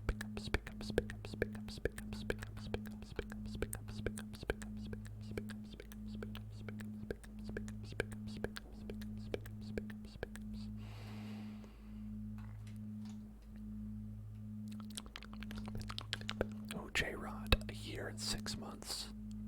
That's pretty good. I think that's one of the best, if not the best, a year and a half. We are coming up in October, will be the 2-year anniversary of the Hell Zone. So as you can see, you followed for most of the Hell Zone's time. And that's will actually probably continue to be true because of how time works. Disabling the pickup. So we want to declare 3 constants at the top of the script. At the top of the script. Okay.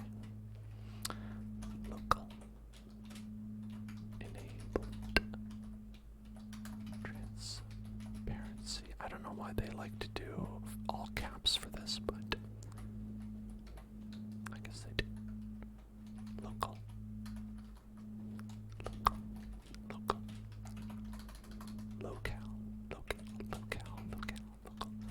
Cool down. So it's like you can adjust it if you wanted to. 20 seconds.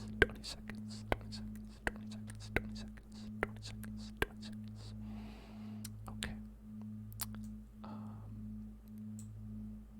And then that'll give us, easy ways to adjust these parameters on the fly.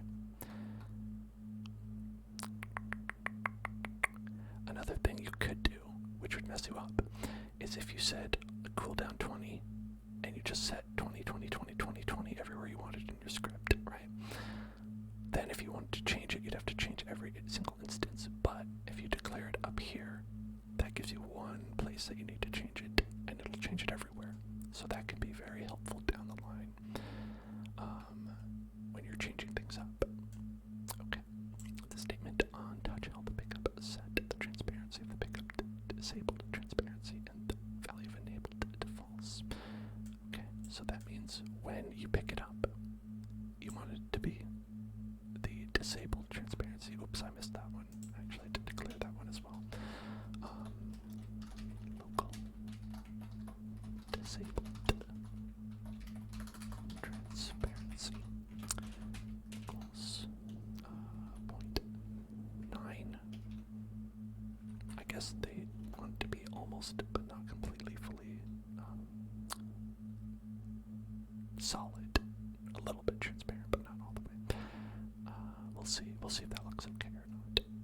We'll be the judge of that. Okay, I think we'll be the judge.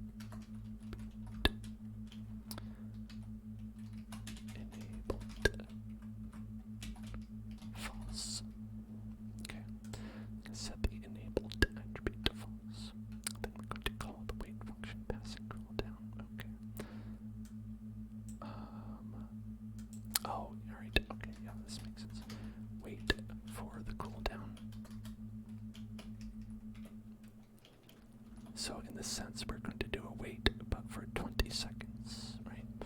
And then at the end of 20 seconds, health pickup. Here, I'm gonna just copy paste. Right, and then set this to true. True, T-R-U, T-R-U, that's how I spell it, T-R-U, T-R-U, T-R-U. Tester pickup again, you should find that when you touch it, it restores your health, it goes transparent, then comes back ready to be used again. I believe so. I believe it will. I believe you. They're probably correct about that. Okay. Alright, let's wait for our health to go away. It should be a couple seconds before the force field is dissipated. Okay, now as you can see, we're losing health at the top. We're gonna go touch this. Well, okay, so it did not get rid. It did not set that other part to that, but you know, it's okay. It's okay. It's okay. It's okay. It does work. Ow. I fell. A challenging game, to be sure. So it should come back. Let's wait for that. It should come back in like 30 seconds. Let's run around for 30 seconds. Hopefully we can survive that long.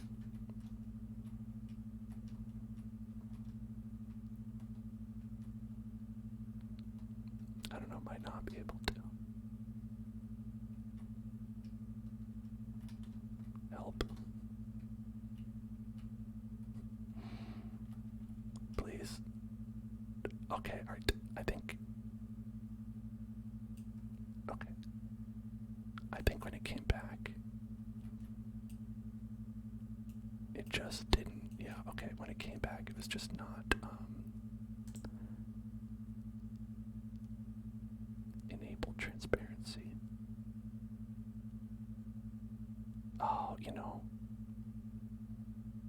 maybe we got this wrong. It might be, okay, we might have gotten it backwards. Let's make sure we did it right. Okay, enable transparency, 0.4, okay. Wait, where'd that go? Where'd the script go? There it is. Alright, enable transparency, 0.4, disabled, 0.9, okay. Maybe, I think 0.4 is too little.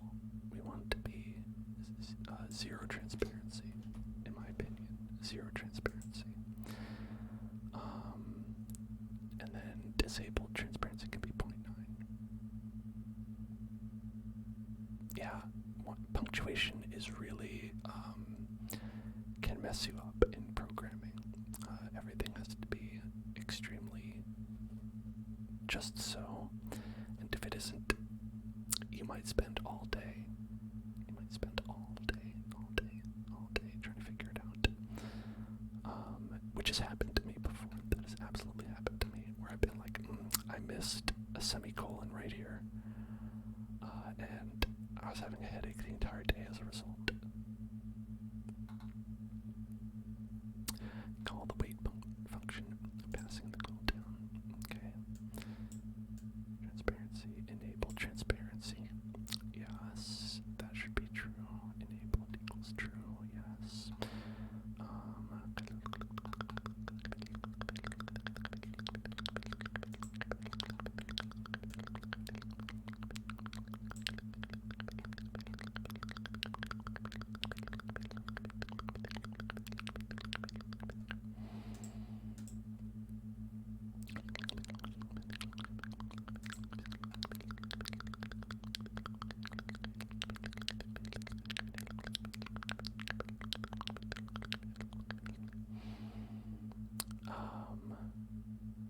What we want to do, did they have a thing? Hold on.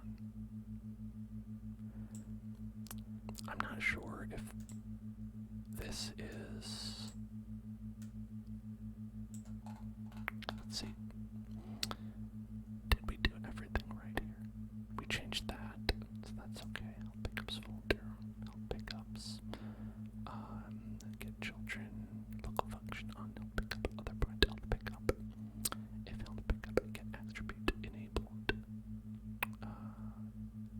that's what we didn't do right there. Okay. I was like, I know there's something. It was that if pick up dot no colon get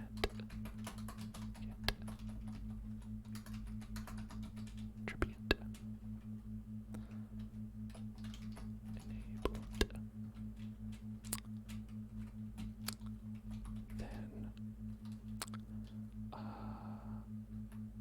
end, then end, then end, then end, then end, then end.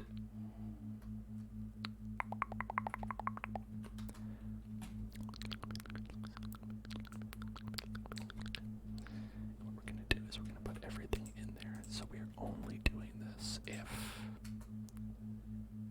it's enabled, right? So we want to set it to be not available, right? So it's not going to do anything while it's been collected, right? Otherwise, you'd just be able to keep on collecting it over and over again, and that's not good. Okay, so what should happen now is it wasn't coming back, but I think it should come back now. We get this, okay, and it goes away, but not completely, because as we said, the horizontal part is not working, but it's okay as long as the vertical part is working. It should be fine, and it should come back in 20 seconds, and these are also counting seconds, so we should be able to tell. It doesn't look like it is coming back. I don't know if it's gonna come back. Is it just a visual thing? Okay, it looks like it is.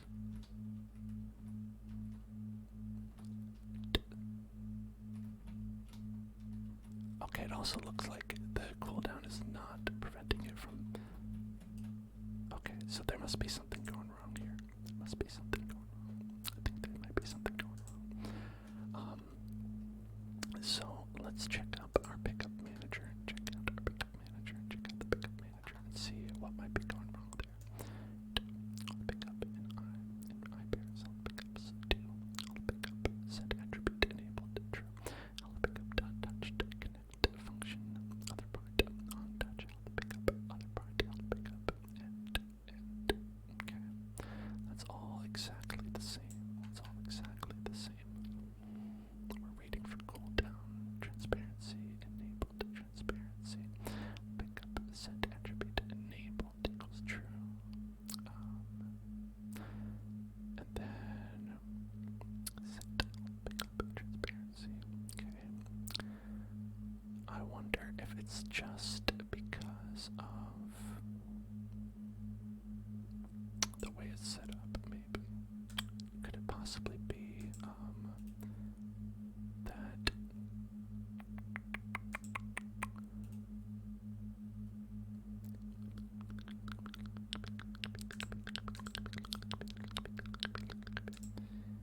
insert object? No, that's not what we want. Yeah, the cooldown is not working either.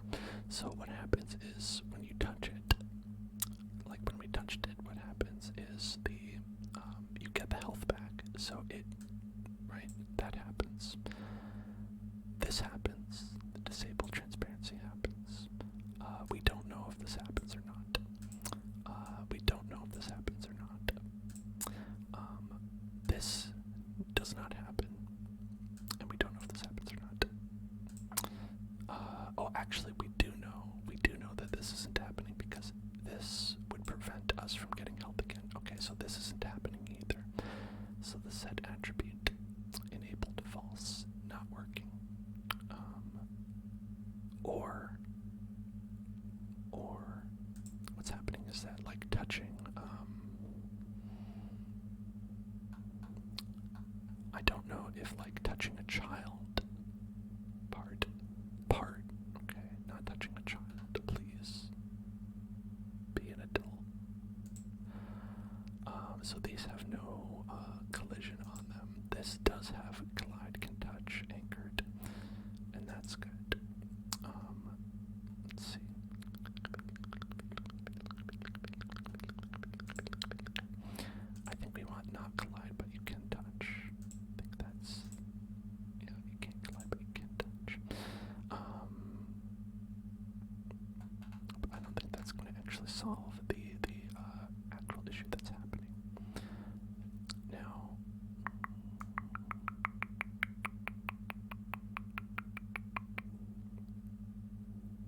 unless there is an actual, like, difference in our text as opposed to theirs, it doesn't make any sense for it not to work, because we are literally writing the same thing. Oh, wait, hold on. Could it be that? That there wasn't a space there, or that there was a space where there shouldn't have been? I hope not. I would be upset if that was the case. If that ended up being the problem. Oh my. If that ended up being the problem, then oh my goodness, will I be upset? Okay. Alright, and so it should come back in a little bit. Back in a little bit.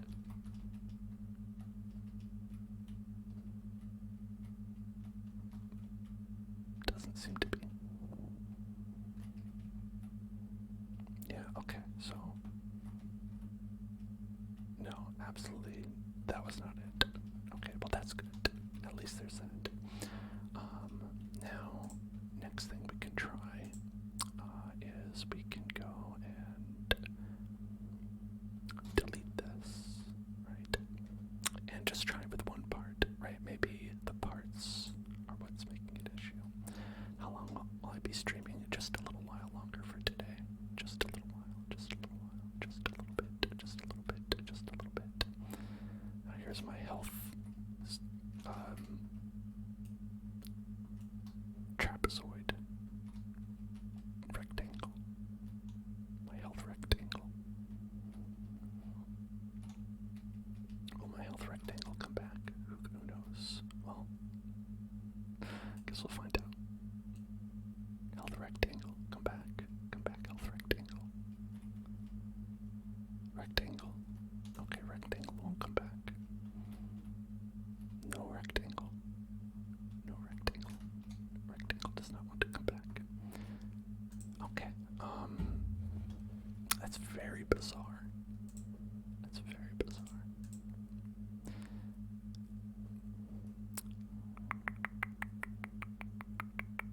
Okay, all done.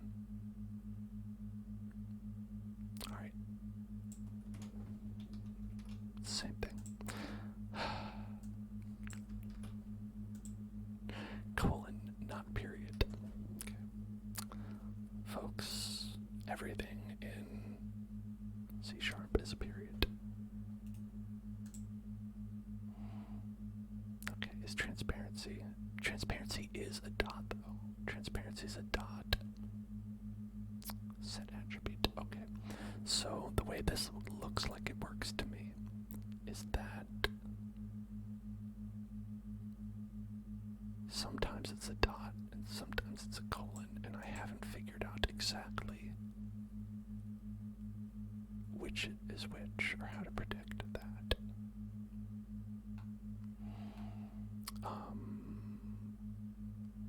Which is why I actually prefer if it's just a dot, no matter what. Hey there, Rorb. Yes, you did miss the majority of the Roblox stream. But that's okay. It's okay.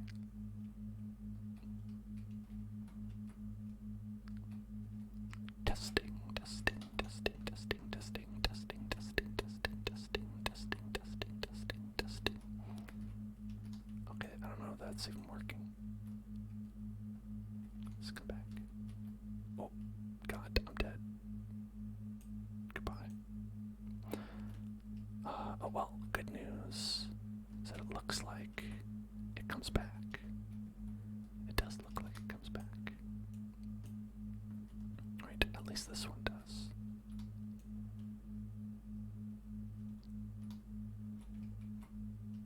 Okay, there we go. Got that one. This one should come back fairly soon. Am I making TNT run? This is a tutorial. Okay, look, it totally came back. Okay, good. Okay, good. It works. It does work. That's great. That's great. That's great. That's great. That's great.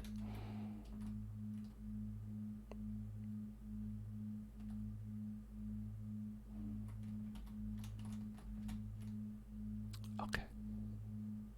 Wonderful. Okay. Okay. Okay. All right.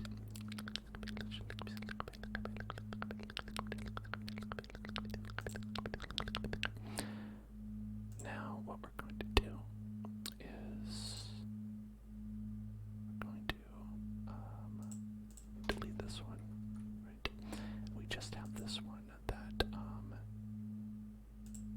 works, right? But we also want to make sure that the other part works as well.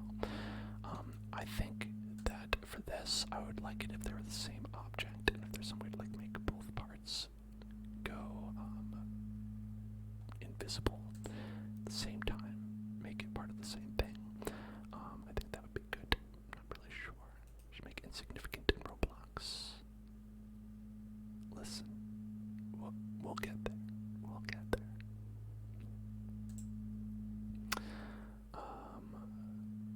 This group what we want. Let's see.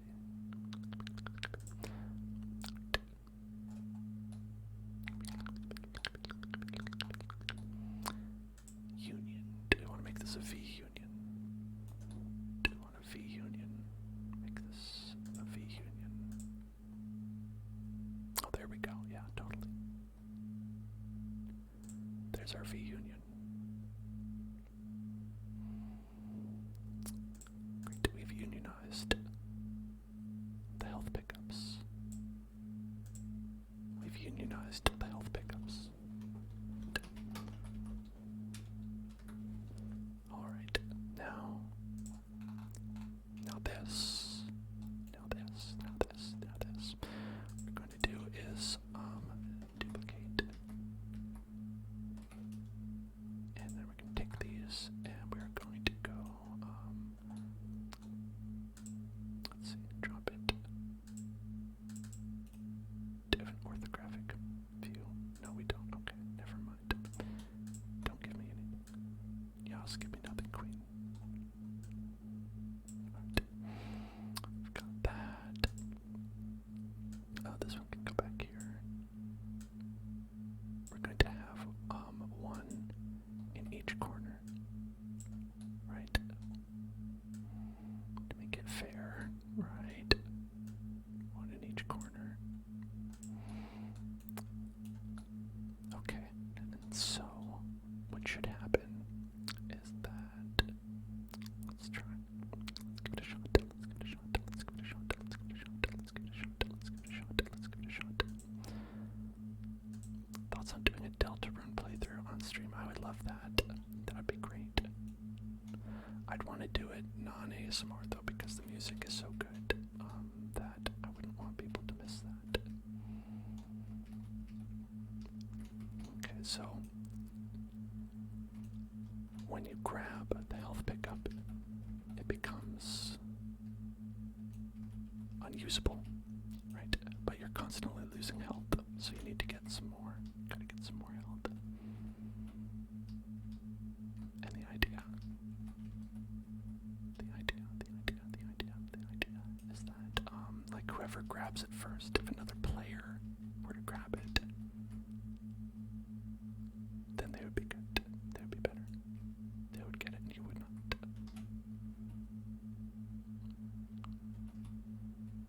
Alright. Now I think this is a great strategy right here, but it doesn't quite work out. Doesn't quite work out. Doesn't quite work out. Doesn't quite work out. I've used them all up. Okay.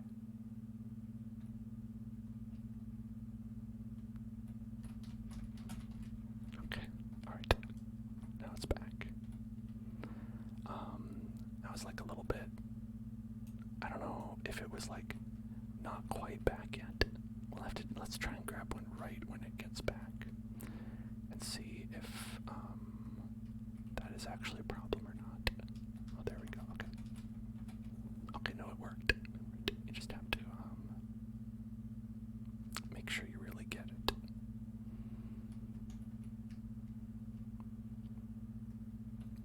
Now, one thing I would like to do is I would like to make a this where it like spawned them randomly rather than just having them in all four corners and just have it like on a timer, because it's too predictable that way, right? It would be too easy to just like go like just around and continue to do that and just like run around in a circle like this, right? That's not a fun strategy. Whereas if it's like one popped up and then everyone has to go run over to it, it's like a Mario Party minigame then. The pinnacle of game design, Mario Party minigames.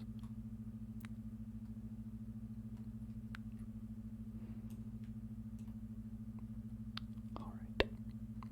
But as it is, totally workable. It fits the definition of game. Legally, you can call this a game. You can't call it one that I made because we largely just followed this tutorial. But I think it's a good start. Next category, game mechanics. I love when games have mechanics. Game mechanics are my favorite. Equipable tools. Yeah, that is the thing. We need rocket launchers in this. That's really kind of the main criticism that I have so far, is that no rocket launchers. Yeah, that's my main concern at the moment. So yeah, well, we will want to have a big laser gun. I think that would really probably help a lot. A tool in the shape of a laser blaster that will play sound effects when equipped or activated. Ooh, yeah, okay. I can just copy a rocket launcher from another game and paste it in. Yeah, definitely. Now, of course you can, right? Of course you can. We can, in 1 second, have, like, Shrek in here. Just show me Shrek. Boom. And now we're good, right? Boom Shrek. Boom Shrekalaka. Boom Shrekalaka. Boom Shrekalaka. Boom Shrekalaka. That's something we could do.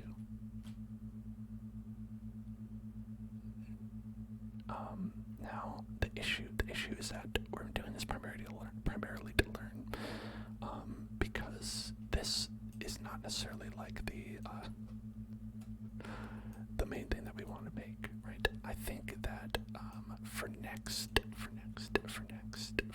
time, what I think we want to try to do is try to start to work on something that is a little bit less of a tutorial and more of a creative project. So I think we might maybe start to make a game, or if there's more of these tutorials to go with, we could check those out. Like this, I think this one for the weapons is interesting. I think that the player tools, because those might be something fun to have. Hit detection with lasers. Oh, that's also good. You gotta make sure that you can have Fortnite in your Roblox as well.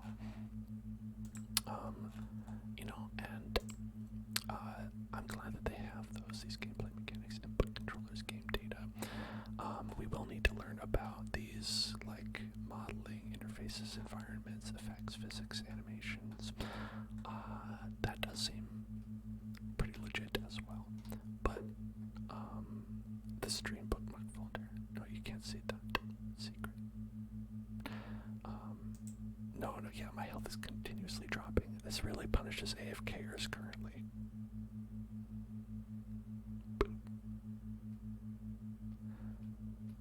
Shrek doesn't fall down. That's pretty OP if you ask me.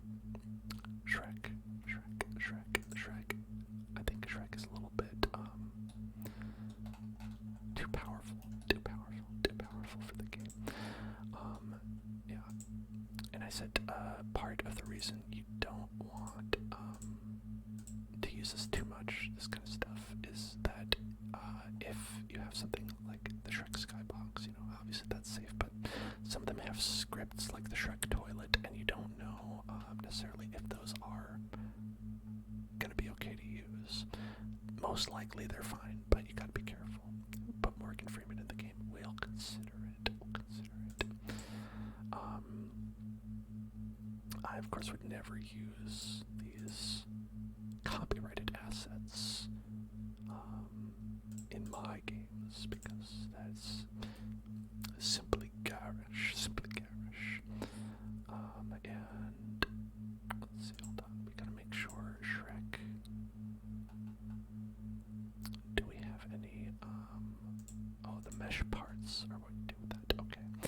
So we have can't glide, can't touch, and anchored. So what we want to do is we want to have this to be not anchored. Okay.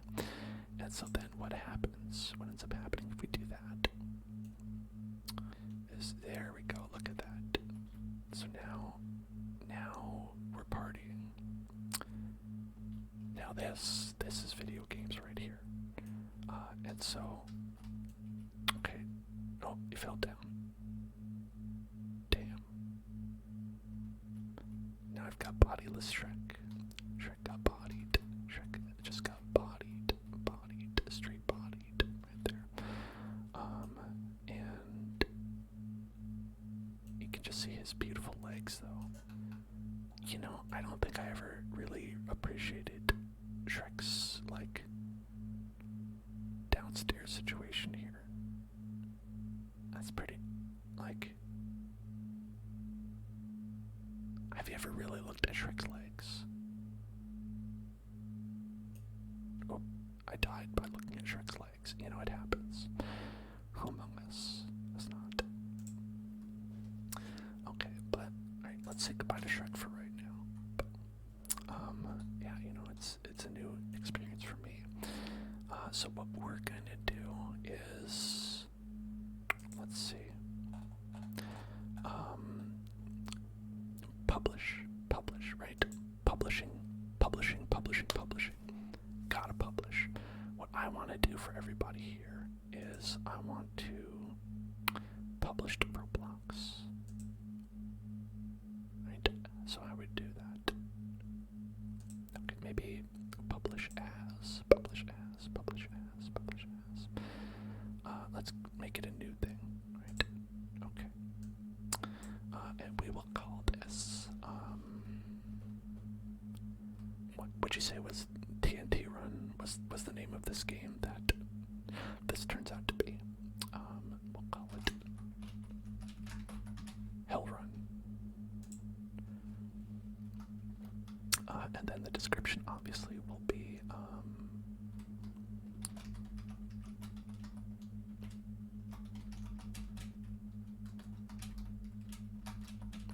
to not die.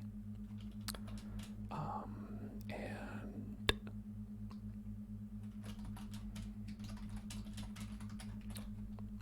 stay alive to win. Creator, me. That's me.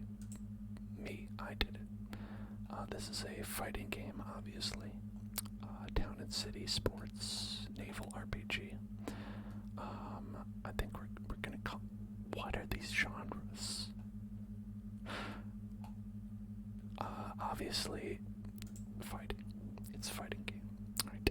Console, no blood or gore, intense violence, strong. Yeah, Roblox gambling. Oh my god. Totally, it's good. No team. Okay, great. All right, you may find this place in Hellrun. So what we're going to do is we are going to game settings. Where is it? I don't know how to. This part I don't know anything about. In the settings window. Okay.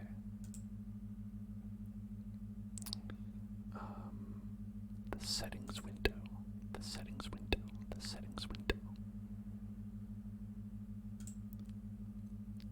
Public. Right? And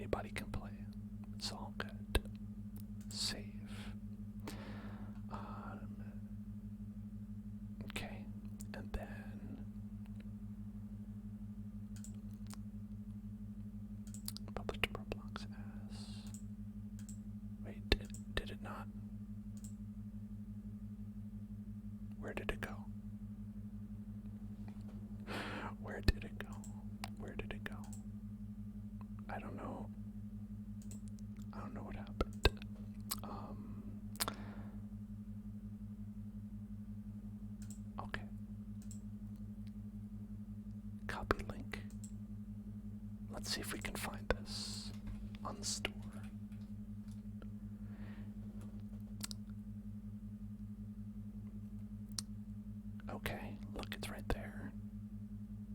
Alright. But this isn't what we put up. This isn't what we put up, though.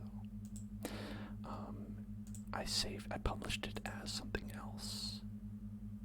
Hell run, yeah.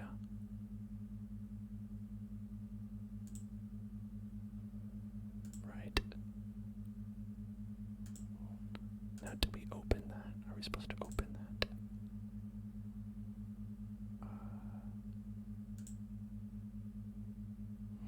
So it's called Hell Run. Is what I just called it. I should be able to. Hold on. I don't know anything about. I don't know how to figure this out. Okay. You know what? Here's what we're gonna do. We are going to say.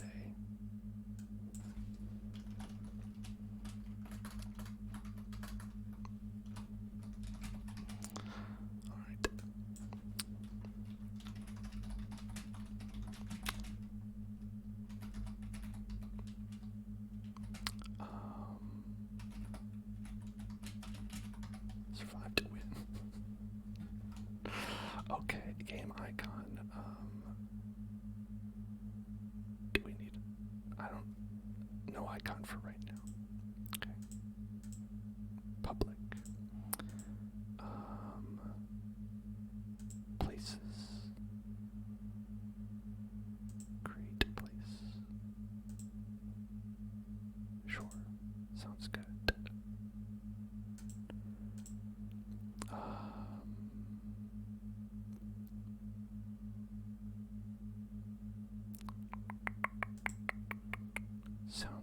Sounds good. Is it up?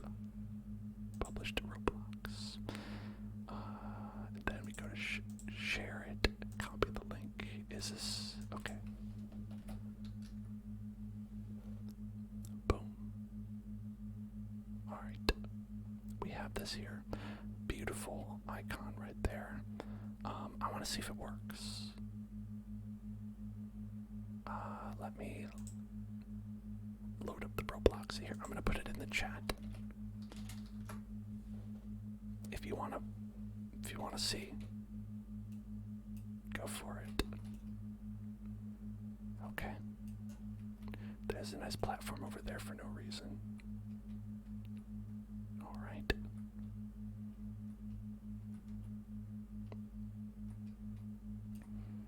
Hey, wait, we've got a bean here. Look at that. We've got a bean right up there. Oh, bean died. Damn. Rest in bean. What's that all about? No, you're okay. Alright. Well, I'm not. I died. Okay. So far, bean is in the lead. I think the strategy here would be to cut off the supplies. Oh, no. Okay, no, I'm dead. Bean, I think, is got my number.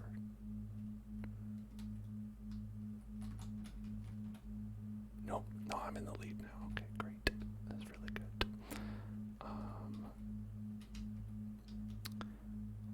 Yeah, so far, it's just... I'm surprised, honestly, that it's working with two people. I'm surprised that that anything is possible. But hey, listen. Yeah, it is just like trying light cycles. No, this one's mine. Oh, damn. Well, okay, I took him with me. Gamer Snail is here. Shoutouts to Gamer Snail. What's up? How's it going? Yeah, obviously, you know, the next great hit video game made in 4 hours. So I'd say this is a success so far, that we were able to make something that is playable, make something that is winnable, specifically by me right now.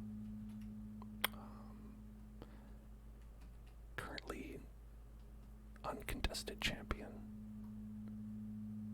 So that's good.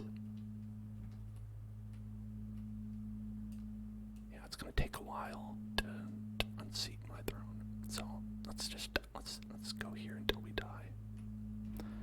I think. Okay. It's taken out. Okay, never mind. Gamer Snail said, no, you're ending the stream now. Fair enough. Alright, so this is up. I'll post this in Discord as well. So if you want to check it out, you're free to do so. I think it's just up forever. I think that's how it works on Roblox, is that you can play Hell Run from now until the end of time. You're welcome. No microtransactions. No skybox. No problem. That's my motto. No microtransactions, no skybox, no problem. I hope you enjoy it, and I hope next week, we can do something a little bit more advanced. We'll move on to some more advanced techniques, advanced strategies, and maybe make a bigger project than this. This was a lot of fun. I hope that I helped some of you who don't know anything about maybe programming to get like a little bit familiar with it. At least I kind of understand the idea of programming. I think this is a decent way to learn. I think I still look beautiful with my pizza outfit, and I'm glad we could bring that in to the game.